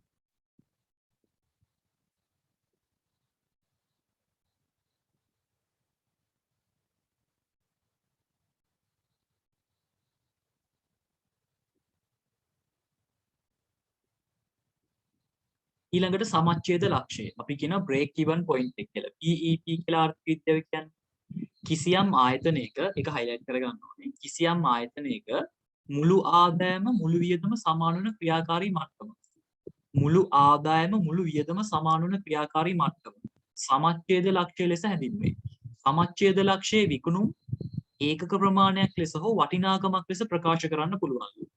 එතකොට බලන්න සමච්ඡේද ලක්ෂයේ ඒකක වලින් හොයන්නේ නම් ස්ථාවර පිරිවැය බෙදීම ඒකක දායකය නැත්නම් ඒකක සහභාගී. නැත්නම් සමච්ඡේද ලක්ෂයේ විකුණුම් වටිනාකම හොයන්නේ අපිට ඒකට පාවිච්චි කරන්න පුළුවන් මතකනේ අපි මේ ක්‍රම දෙකම පාවිච්චි කළා. ස්ථාවර පිරිවැය දායක විකුණුම් අනුපාතයෙන් බෙදලා හෙව්ව එක. අනිත් එක අපි හෙව්වා සමච්ඡේද ලක්ෂයේ විකුණුම් වටිනාකම සමච්ඡේද ලක්ෂයේ ඒකක ගාන ඒකක විකුණුම් මිලෙන් වැඩි කරලා. මේ ක්‍රම දෙකම හරි. ඔයාලට මේ ක්‍රම දෙකම හරි. මේ දෙකම යොදා ගන්න පුළුවන් විකුණුම් මිල හොයන්න. මේ දෙකම හරි. හැම ටිකක් යොදා ගන්න. අපිට වැඩිපුරම ගණන් වල එන්න මේ පළවෙනි ක්‍රමය තමයි. සමච්ඡේද ලක්ෂයේ විශේෂතාව. මෙන්න මේකත් පාඩම් කරගන්න. මුළු ආදායම මුළු වියදමට සමානයි. අපි කතා කළේ. ඊට පස්සේ මුළු සහභාගය කියන්නේ මුළු දායකය මුළු ස්ථාවර පිරිවැයට සමානයි. අපි කතා කළා මේක. ලාභත් නැහැ පාඩුත් නැහැ මේ. ඒකක සහභාගය කියන්නේ ඒකක දායකය ඒකක ස්ථාවර පිරිවැයට සමානයි. මෙන්න මේ ටික කතා කළේ. මේකෙන් සත්‍ය සත්‍ය වගේ සෑහෙන්න අහනවා. ඒක නිසා බලාගන්න මේ ටික. මුළු ආදායම මුළු වියදමට සමානයි. මුළු සහභාගය මුළු ස්ථාවර පිරිවැයට සමානයි. ලාභත් නැහැ පාඩුත් නැහැ. ඒකක සහභාගය ඒකක ස්ථාවර පිරිවැයට සමානයි. ඊට පස්සේ ඔයගෙන් අහන්න පුළුවන් මේ සමච්ඡේද ලක්ෂය අඩු කරගන්න එක හොඳයිද ව්‍යාපාරයකට? හොඳයිනේ. හිතන්නකෝ අපි වෙනකට පොත් 500ක් වික්කොත් තමයි ලාභත් නැත්තේ පාඩුත් නැත්තේ. ඕක 400ක් වුණොත් ඒ කියන්නේ සමච්ඡේද ලක්ෂය අඩු වුණොත් වාසි නැද්ද? වාසීනේ. දැන් අපිට පොත් 400න් පස්සේ ලාභනේ හම්බෙන්නේ. ඒ කියන්නේ සමච්ඡේද ලක්ෂය අඩු කරගන්න එක ව්‍යාපාරයකට වාසි. සමච්ඡේද ලක්ෂය අඩු කරගන්න පුළුවන් කොහොමද? නිකන් අපි ටියුට් එක බලන්න නැතුව කතා කළොත් අපිට පුළුවන් නම් ඒකක විචල්්‍ය පිරිවැය අඩු කරගන්න. සමච්ඡේද ලක්ෂය වැඩි වෙයිද? ඔව්. ඒකක විචල්්‍ය පිරිවැය අඩු වෙන්න ඒකක දායකයේ වැඩි වෙනවනේ. ඒකක දායකයේ වැඩි වුණොත් එහෙම අපේ සමච්ඡේද ලක්ෂය අඩු කරගන්න පුළුවන්. ඊට පස්සේ තව කොහොමද? නැත්තම් ඒකක විචල්්‍ය පිරිවැය හිමම තියාගෙන විකුණුම් මිල වැඩි කළොත් එතකොටත් ඒකක දායකයේ වැඩි කරගෙන සමච්ඡේද ලක්ෂය අඩු කරගන්න පුළුවන්. නැත්නම් අපිට පුළුවන් ඉතින් ස්ථාවර ක්‍රියා පොඩ්ඩක් අඩු කරගන්න පුළුවන් නම්. ඒ කියන්නේ අපි වෙනදට රෙන්ට් එකට අරගෙන තමයි කඩේ කරගෙන ඉන්නේ. අපිට පුළුවන් නම් අපේම තැනකට හරි ඉවසේ කොටසකට හරි ව්‍යාපාරය අරන් ඉන්න. අර නිකන් අද සමාජ තියෙන මේ දේත් එක්ක දැන් හිතන්නකෝ ඉස්සර කාලේ ඒ කියන්නේ කාලයකට කලින් ටියුෂන් ගුරුවරයෙක් හරි රෙන්ට් එකට ක්ලාස් රූම් එකක් අරගෙන කරා නම් අද යාට පුළුවන් ඔන්ලයින් කරණය තුලින් රෙන්ට් එකට ගන්න නැතුව කරන්න ක්ලාස් එක. එතකොට අර ස්ථාවරව ගෙවපු කඩකුලිය නැත්තම් ව්‍යාපාරික කුලිය නැත්තම් ගෙවල් කුලිය කියන වියදම නැති කරගන්න පුළුවන්. ඉතින් ඒ වගේ සමච්ඡේද ලක්ෂය අඩු කරගත හැකි ක්‍රම. මේවා සත්‍ය සත්‍යවල අහන්න පුළුවන්. ඒකක විකුණුම් මිල ස්ථාවරව තිබෙද්දී විචල්්‍ය පිරිවැය අඩු කර ගැනීම. ඒකක විචල්්‍ය පිරිවැය අඩු කර ගැනීම. ඒකක විචල්්‍ය පිරිවැය ස්ථාවරව තියෙනකොට ඒකක විකුණුම් මිල වැඩි කරගත්තොත් නැත්නම් ස්ථාවර පිරිවැය අඩු කරගන්නේ. ඔය ටික තමයි අපි කතා කළේ. ඒ කියන්නේ ළමයි මෙහෙමනේ. දන්නවා සමච්ඡේද ලක්ෂ්‍ය හොයන්නේ කොහොමද කියලා. ස්ථාවර පිරිවැය බෙදීම ඒකක දායකයනේ. ඒකක දායකයනේ. එතකොට සමච්ඡේද ලක්ෂ්‍ය අඩු කරගන්න නම් එක්කෝ ඔයාලට සිද්ධ වෙනවා මෙන්න මේක අඩු කරගන්න. මෙන්න මේ ස්ථාවර පිරිවැය පැත්ත අඩු කරගන්න. නැත්නම් සිද්ධ වෙනවා මෙන්න මේ ඒකක දායකයේ ටික වැඩි කරගන්න. ඔය ක්‍රම දෙක එකක් තමයි කරන්න වෙන්නේ.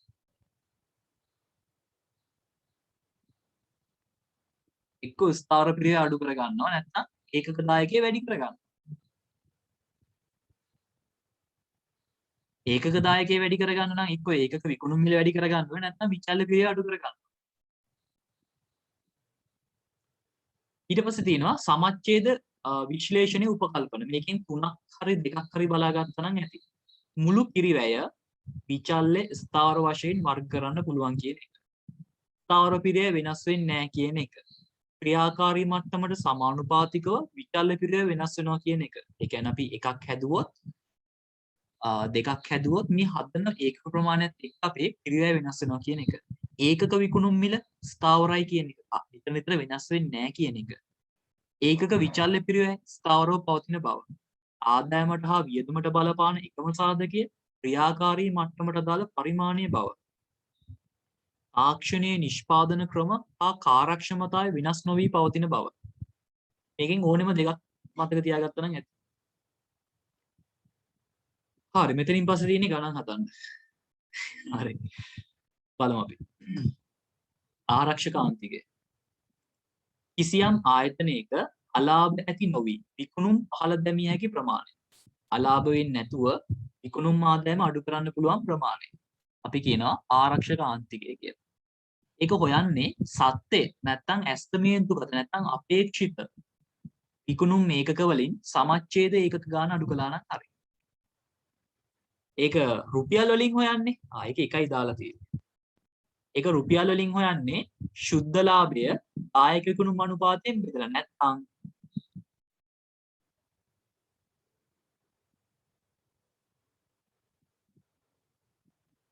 ආරක්ෂක ආන්තිකයේ ඒකක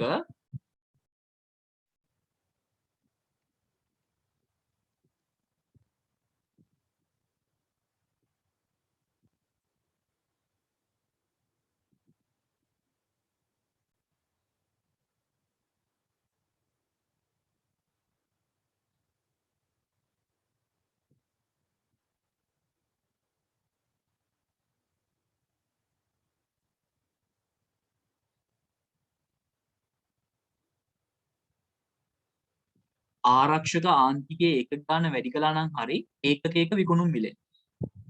ඔයාලට ඒකත් ලියා ගන්න පුළුවන් මෙතන. ආරක්ෂක ආන්තිකයේ ඒකක ගාන වැඩි කළා නම් හරි ඒකකයක විකුණුම් මිලෙන්.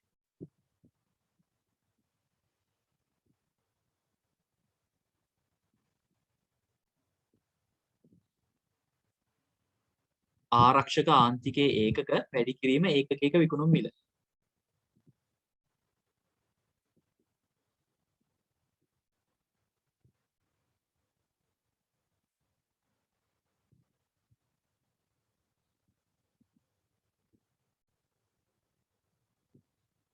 හරිනේ? හරි අපි අභ්‍යාසයක් බලමු ඊට පස්සේ තව අභ්‍යාසයක් තියෙනවා අපි ඒක ලියාගෙන හදන්න ඕන එකක්. මොකද ඕගොල්ලන්ට මම කිව්වා අද මම සමීකරණ ප්‍රවේශය සම්පූර්ණයෙන්ම අවසන් කරනවා කියලා. ඒක අවසන් කරන්න නම් ඔයාට එක જાතිය ගානක්, ඒ කියන්නේ එක වර්ගයක ගානක් තියෙන ඒ ගාන කියා දෙන්න වෙනවා. ඒක නිසා මම මේ ප්‍රශ්නෙට ගිහිල්ලා ඉවර වෙලා ප්‍රශ්නයක් වෙන පොඩ්ඩක් ලියාගෙන කරන්න ඒක කරන්න. ඊට පස්සේ ඔයාට මේකේ තියෙන මම හිතන්නේ පිටු 10ක් අන්නේ පිටු අංක 5 ඊට පස්සේ ඔක්කොම තියෙන ගණන් ඕනෙම ගානක් හදන්න පුළුවන්. මේ ඔක්කොම අපි කරපුවා තියෙන්නේ කරපුවා කියන්නේ දැන් කරේ ඒ જાතිය තමයි තියෙන්නේ ඔක්කොම. හරි. බලමු ප්‍රශ්න අංක 1. මේකේ තියෙනවා දර්ශන පොත් අලවිසලේ එකක් රුපියල් 100 බැගින් මිලදී ගන්නා පොතක් 150කට අලෙවි කරයි. අලෙවි කරන සෑම පොතක් වෙනුවෙන්ම රුපියල් 5ක කොමිස් මුදලක් ගෙවනු ලැබේ. පහත පිරිවැය මාසයක් තුර දරුණු වෙතයි අපේක්ෂිතය කියලා අපිට දීලා තිනවා විදුලි බිල, කඩකුලිය, සේවක වේතනය කියලා පිරිවැය ටිකක්. අපි මේ හදුව ගානත් ඒ වගේමයි නේද? මාසය තුල පොත් 500ක් අලෙවි කරනු ඇතයි අපේක්ෂා කරේ කියලා දීලා තියෙනවා. හරි මට උත්තරයක් කියලා තියෙනවා ඔක්කොම දාලා හරි ඉතින් අනිත් ඒවාත් හදාගෙන යන්න ඉතින් ඔක්කොම හරි පුළුවන් අය ප්‍රශ්න හදාගෙන යන්න හරි අපි අහලා තිනවා පොතක දායකයේ වගේ උත්තර ටිකක් හරි අපි ඒක හොයමුද බලන්න ගන්න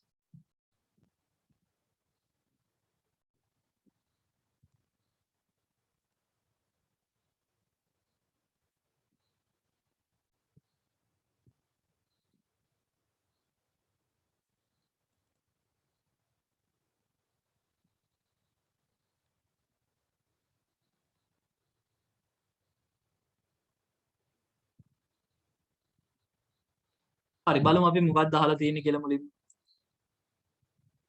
මුලින්ම අහලා තියෙන්නේ පොතක දායකය බලමු අපි කලින් වගේම ගාන හදලා පොතක දායකය හොයන්නේ කොහොමද පොතක විකුණුම් මිලෙන් පොතක විචල්්‍ය පිරිවැය අඩු කළා නම් හරි බලන්න මේක පොතක විකුණුම් මිල කීයද අලවිසලේ එකක් රුපියල් 100 බැගින් මිලදී එකක් ගන්නේ 100ටලු විකුණන්නේ 150කට බලමු තව විචල්්‍ය පිරිවැය තියෙනවද කියලා අලෙවි කරන සෑම පොත්තක් වෙනුවෙන්ම රුපියල් 50ක කොමිසුත් ගෙවනවලු. ඒ කියන්නේ ගන්න යනවා 100ක් තව රුපියල් 50ක රුපියල් 5ක කොමිස් එකකුත් ගෙවනවලු අලෙවි කරන කෙනාට. එතකොට අපිට එක පොතකින් කීයක් හම්බෙයිද? 45යි නේ.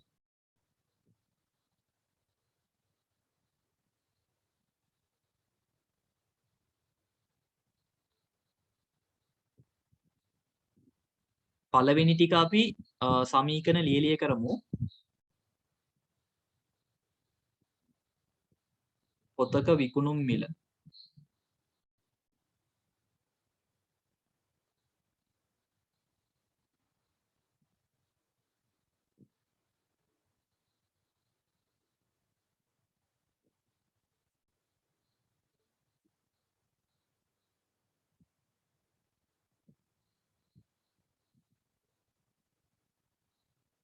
පොතක විකුණුම් මිල තිබ්බා 150යි. පොතක විචල්්‍ය පිරිවැය තිබ්බා ගන්න යනවා 100ක්. තව 5ක කොමිසයකුත් ගෙවනවානේ. ඒ කියන්නේ ඔක්කොම 105යිනේ.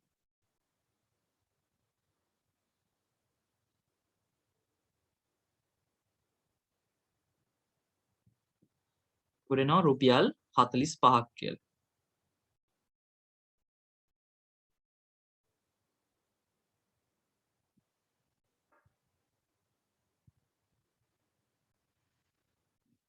පුළුවන් අය හදමු දැන්.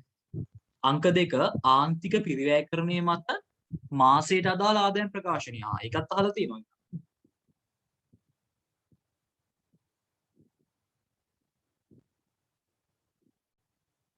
ආන්තික පිරිවැයකරණය මත මාසයට අදාළ ආදායම් ප්‍රකාශනය. කොහොමද බලන්න? රූල් 6ක් විතර ඇති වෙයි. 6ක් 7ක් වගේ.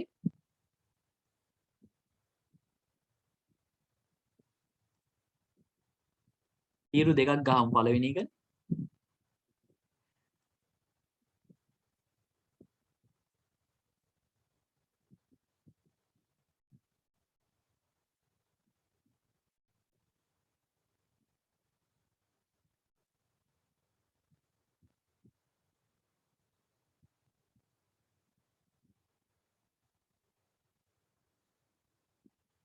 විකුණුම් අඩු කළා විචල්්‍ය පිරිවැය ඊට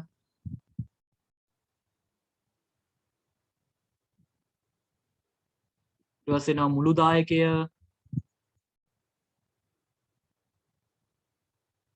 අඩු කළා ස්ථාවර පිරිවැය. මේක ස්ථාවර පිරිවැය අපි යටින් ලියමු. පළවෙනි ගානේ ස්ථාවර පිරිවැය.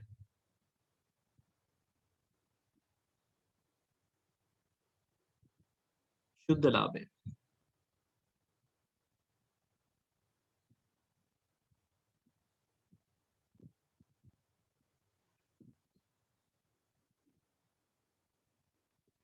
කොහොමද බලන්න?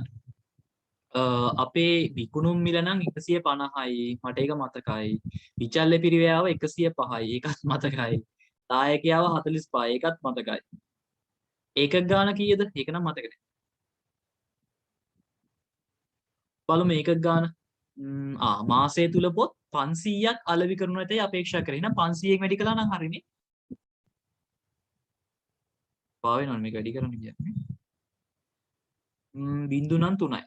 බිංදුවයි බිංදුවයි බිංදුවයි. 15 සරප්පා 75යිනේ. ඔන්න ඒක දාගත්තා. මේක 500න් වැඩි කරාම කීයක් කියද? බිංදු නම් 2යි වගේ පේන්නේ. සරප්පා 25න් 5 දැම්ම 2ක් ඉතුරුයි.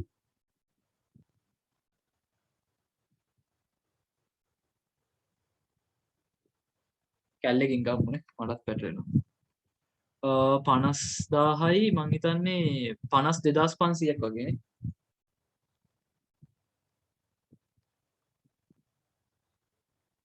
ඔව් 52500.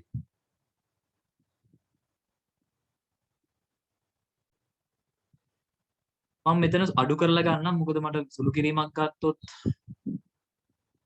කරලත් ගන්න පුළුවන් නේ.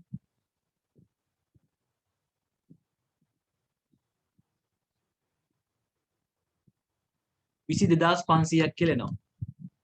ස්ථාවර පිරිය බලමු ගානේ මොනවද තියෙන්නේ කියලා.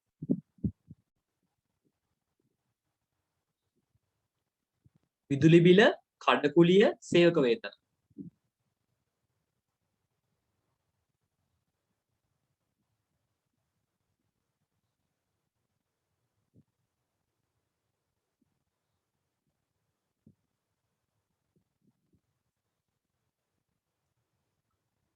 විදුලි බිල තියෙනවා 3000යි කඩකුලියේ 2000යි සේවක වේතනය 8500යි. 2000යි 3000යි 8500යි.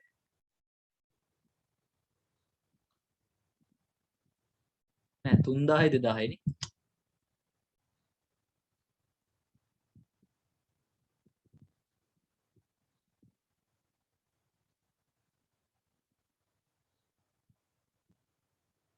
දහදාස් 500යි 13500යි නේ.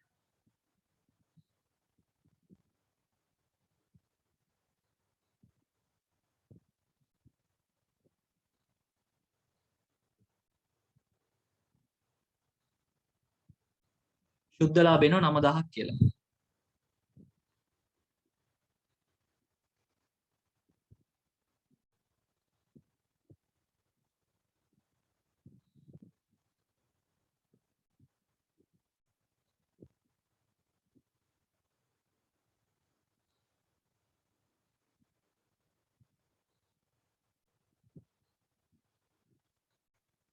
පළවෙනි ඊළඟට ටක් ගාලා. අංක 3. අංක 3 අහලා තියෙන්නේ දායක විකුණුම් අනුපාතය.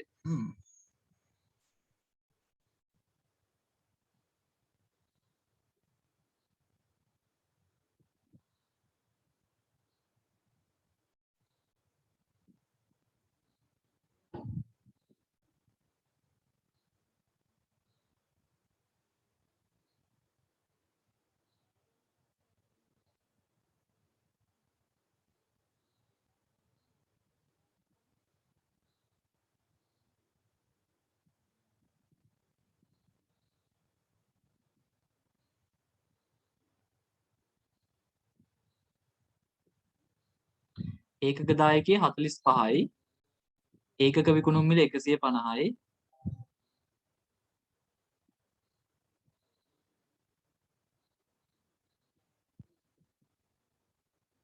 සියයට 30යි නේ.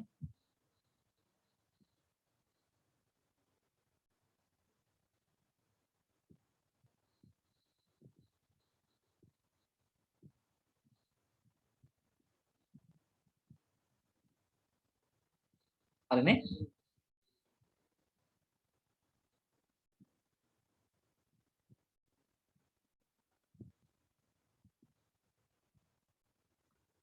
හරිනේ.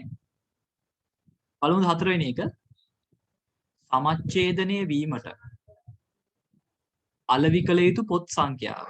ඒ කියන්නේ ලාභත් නැති පාඩුත් නැති අවස්ථාව.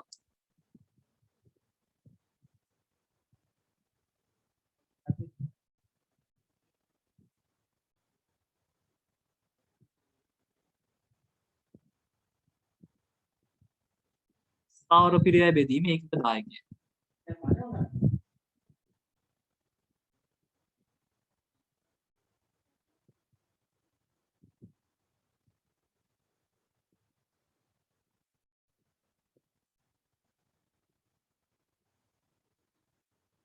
ස්ථාවර පිරියයි තිබ්බා 13500ක්. ඒකක දායකයේ තියෙනවා කීයද 45 නේ. 13545න් බෙදුවා නම් හරි 300යි. ඒකක 300යි. ඕගොල්ලන්ට මට කලින් වේගෙන් ලියන්න පුළුවන් මම මේ හිමීට ලියලා ඉන්නේ.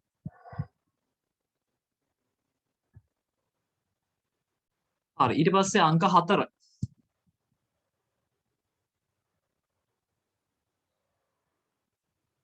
අංක 4 කළා අංක 5 පිස්සුනේ. අංක 5 සමච්ඡේද ලක්ෂයට අදාළ විකුණුම් මාර්ගය. එතකොට මේකේ අහලා නැහැ දායක විකුණුම් අනුපාතයේ භාවිතින්ද නැත්ද කියලා. ඉතින් ඔය කැමති විදිහේ හොයන්න.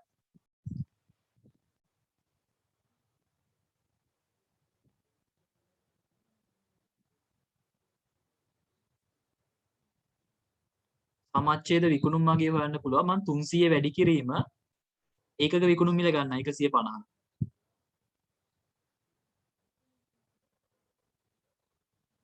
රුපියල් 45000යි.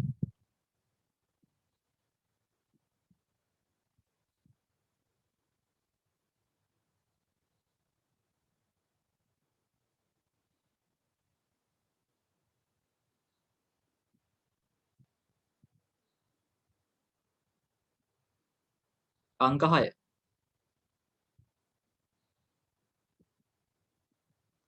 ආරක්ෂක ආන්තිකයට අදාළ පොත් ගන්න. මේවා ලියලිය හොයන්නේ ආරක්ෂක ආන්තිකයට අදාළ පොත් ගන්න.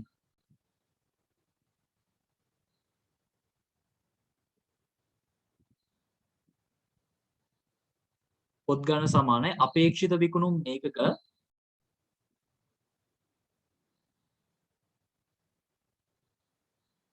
අපේක්ෂිත විකුණුම් ඒකක ගාණෙන් අඩු කරන සමච්ඡේද ඒකක.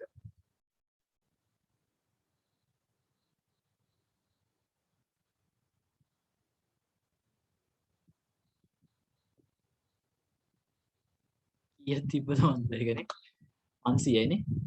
ඔව් 500. විකුණන්න අපේක්ෂා කරන්නේ ඒකක 500යි අපේ සමච්ඡේද ඒකක 300යි. එහෙනම් අපි 500ක් තමයි ව්‍යාපාරයේ පොත් විකුණන්න අපේක්ෂා කරන්නේ 300ක් වික්කොත් තමයි ලාභත් නැත්තේ පාඩුත් නැත්තේ. එහෙනම් ඔයාලට හොයන්න පුළුවන් වාගේ ආරක්ෂකාන්තිකේ වෙන්නේ පොත් 200යි කියලා. ඒකක 200යි.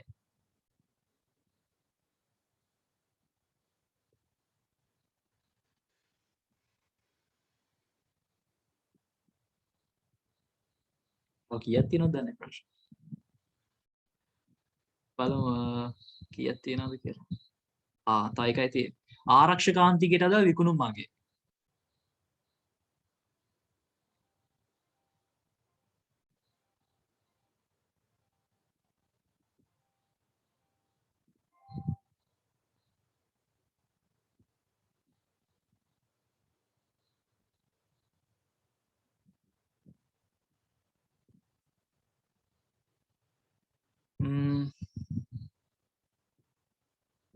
දෙසීය වැඩි කිරීම ඒ කියන්නේ ආරක්ෂකාන්තික ඒකක ගන්න වැඩි කරනවා 150යි.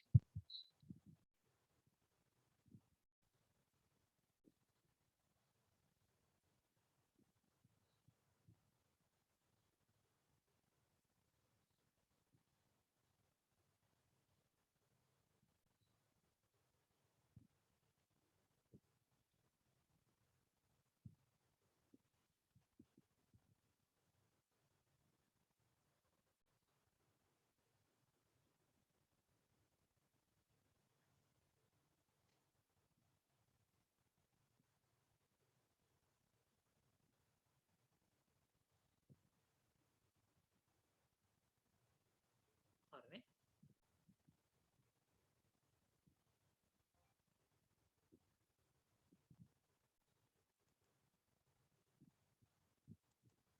හරි. අපි යන් ආයි පාරක් ටියුට් එක පැත්තට.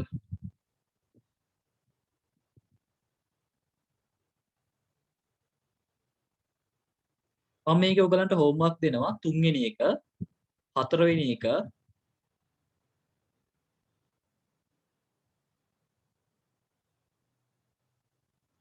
4 වෙනි එක සමහරට කරගන්න බැරි වෙයි. අපොත් නැහැ මම ඊුණට දෙනවා 3 වෙනි එක 4 වෙනි එක 5 වෙනි එක 6 වෙනි එක 7 වෙනි එක 8 වෙනි එක.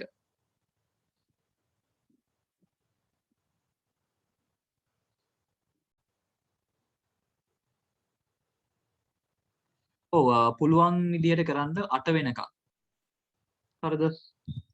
අපි යන් දෙවෙනි එකට මම ගානක් තව එකක් ලියාගෙන දෙන්න කියලා හැදුවේ මම ඒක දෙන්නේ නැතුව මේ එකේ තියෙන දෙවෙනි ප්‍රශ්නේ කරන්න. හරි. බලමු අපි. ප්‍රශ්න අංක 2 තියෙනවා. පහත ආදායම් ප්‍රකාශනයේ ඔබ වෙත ඉදිරිපත් කර තිබේ. කියලා විකුණුම් 60000යි, විචල්්‍ය පිරිය 45000යි, මුළු දායකයේ 15000යි, මුළු ස්ථාවර පිරිය 9000යි, ශුද්ධ ලාභය 6000යි කියලා තියෙනවා. වර්තමාන අලෙවි ඒකක 1000ක් කියලා තියෙනවා. ඒතර මේ ආදායම් ප්‍රකාශනයේ දීලා තියෙන්නේ ඒකක 1000කට අදාළව වෙන්න ඕනේ. ඊට පස්සේ අපෙන් අහනවා සමච්ඡේද ලක්ෂයට අදාළ ඒකක ගන්න. සමච්ඡේද ලක්ෂයට අදාළ ඒකක ගන්න කොහොමද අපි හොයන්නේ? සමච්ඡේද ලක්ෂයට අදාළ ඒකක ගන්න හොයන්නේ ස්ථාවර පිරියයි බෙදනවා. ස්ථාවර පිරියයි බෙදනවා ඒකක දායකයෙන්.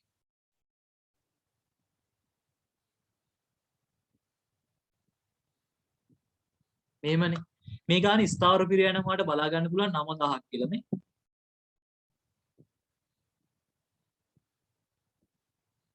ඒකක දායකයේ හොයාගන්න පුළුවන්. මේ තියෙන්නේ මුළු දායකයනේ. ඒක මේක ඒකක ගානෙන් බෙදුවා නම් හරි. 15000 1000න් බෙදුවා නම් ඔයාට එනවා ඒකක දායකය රුපියල් 15ක් කියලා. මේ තියෙන්නේ ඒකක 1000කට අදාළ ආදායම් ප්‍රකාශනයනේ. එතකොට මුළු දායකයේ 15000 නම් ඒකක දායකයේ වෙන්න ඕනේ රුපියල් 15යි. එතකොට ඔයාට පුළුවන් මෙතන උත්තරයක් ගන්න 2යි කියලා කියන්නේ 3යි කියන්නේ 6යිනේ. ඒකක 600යි.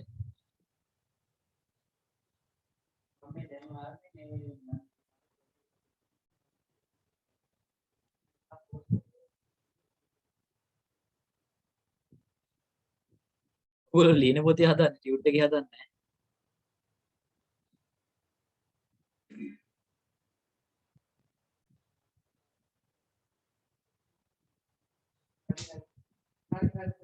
හරිනේ? ස්ථාවර පිරිය බෙදීමේ ඒකක දායකයෙක්.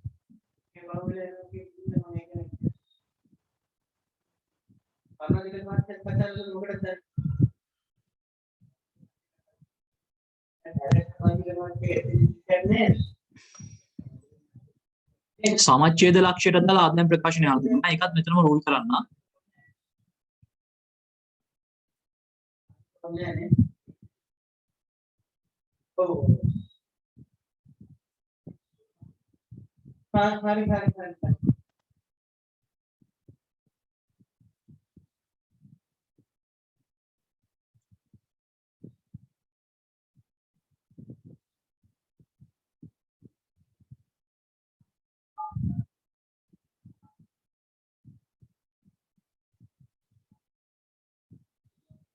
විකුණුම්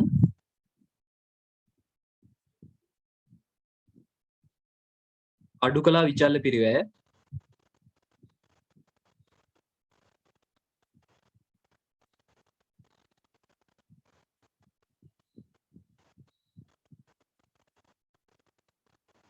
ඊට පස්සේ එනවා මුළු දායකය ඊට පස්සේ අඩු කළා ස්ථාවර පිරිවැය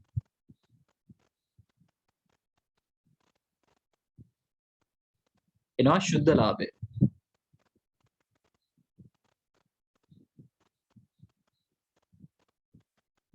මෙන්න මෙහෙම ලියාගත්තා විකුණුම් අඩු කළා විචල්්‍ය පිරිවැය මුළු දායකය ස්ථාවර පිරිවැය ශුද්ධ ලාභය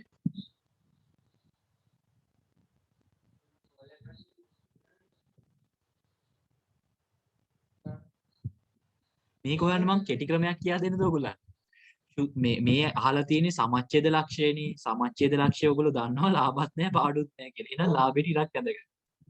හරිද? ඊට පස්සේ ඔයා දන්නවා මුළු ස්ථාවර පිරිවැය මුළු දායකයට සමානයි කියලා. එහෙනම් ඒකත් ඔයාලට දාගන්න පුළුවන් මේ. ස්ථාවර පිරිවැය තිබ්බ මේ ගානේ 9000ක් කියලානේ. මේ ක්‍රමයට කරන්න පුළුවන් ඕනනම් ඈ. ස්ථාවර පිරිවැයට 9000 දැම්මා. දායකයට සමානයිනේ 9000 දැම්ම ඒකට. එතකොට එන්නේ ලාභත් නැහැ පාඩුත් නැහැ බිඳුවයි එන්නේ. හරි. ඊට පස්සේ විකුණුම් ටික නම් හොයාගන්න වෙනවා ඉතින්. ඒකක ගාන 600යිනේ. ඔව්. 600 වැඩි කිරීම විකුණුම් මිල. හොයාගන්න වෙනවානේ.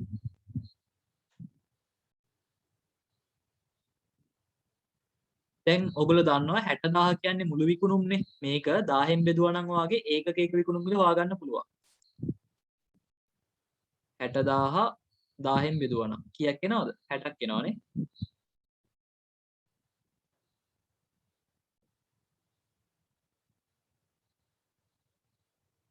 60ක් එනවා.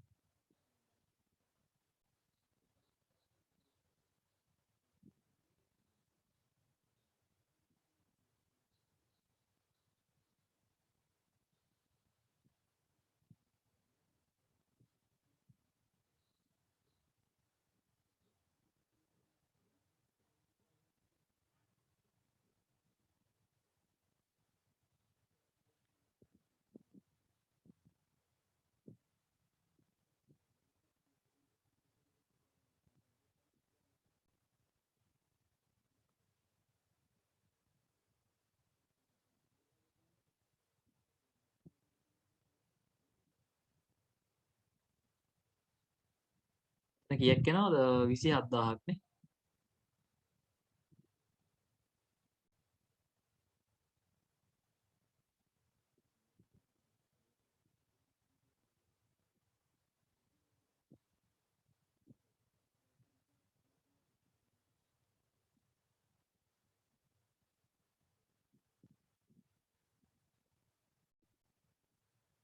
මේක හොයන්න පුළුවන් ඔයාලට අනිකුත් දත්තත් දාලා මම මේ පහසුවට මම මෙහෙම ඇදුවේ.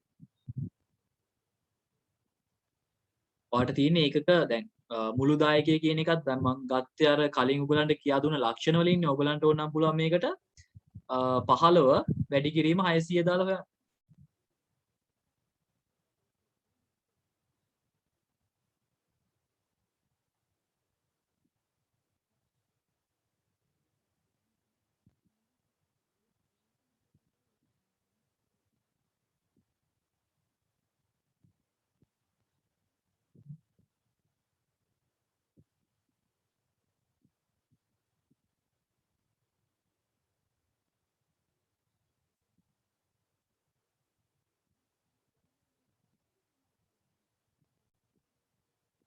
හරිද?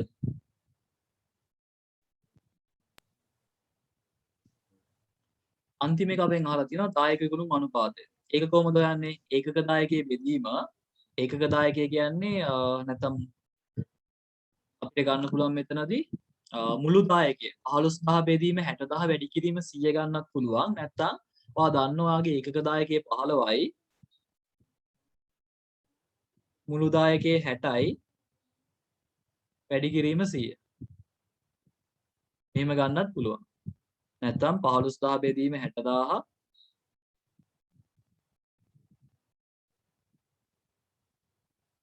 වැඩි කිරීම 100.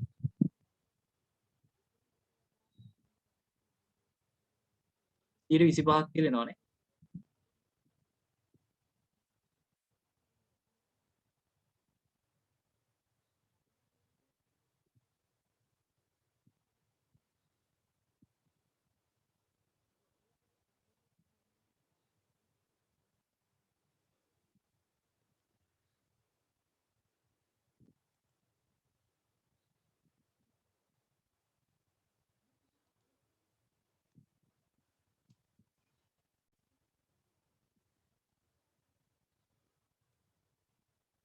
හරි. මේක ඉතින් පිළිවෙලට හදන්න ඕනේ.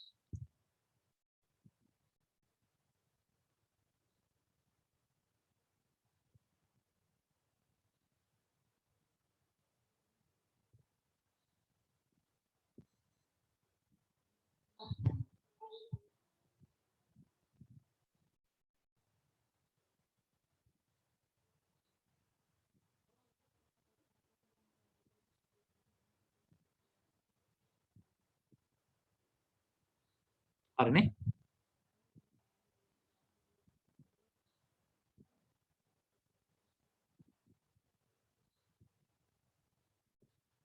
හරි. අපි බලමු එහෙනම්. ඒතර ඔයගොල්ලෝ මේකේ තුන්වෙනි එකේ ඉඳන් 8 වෙනකල් හෝම්වර්ක් විදිහට කරන්ද? හරි. අපි අනිත් දවසේ තු ටික කරමු. මොනවා හරි ගැටලු තියෙනවා නම් අහන්න පුළුවන් ඔයගොල්ලන්ට. මේක ලේසි පාඩමක්. ගණන් කීපයක් එක දිගට කරගෙන යනකොට ඔයාලට මේක නිකම්ම හුරු වෙයි. අපි එන අනිත් සම්බෙව මේකේ මොනවා හරි ගැටලු තියෙනවා නම් අහන්න ඕගොල්ලෝ. මොනවා හරි ප්‍රශ්න තියෙනවා නම් අහන්න. ප්‍රශ්න නැත්තම් ලියුවේ.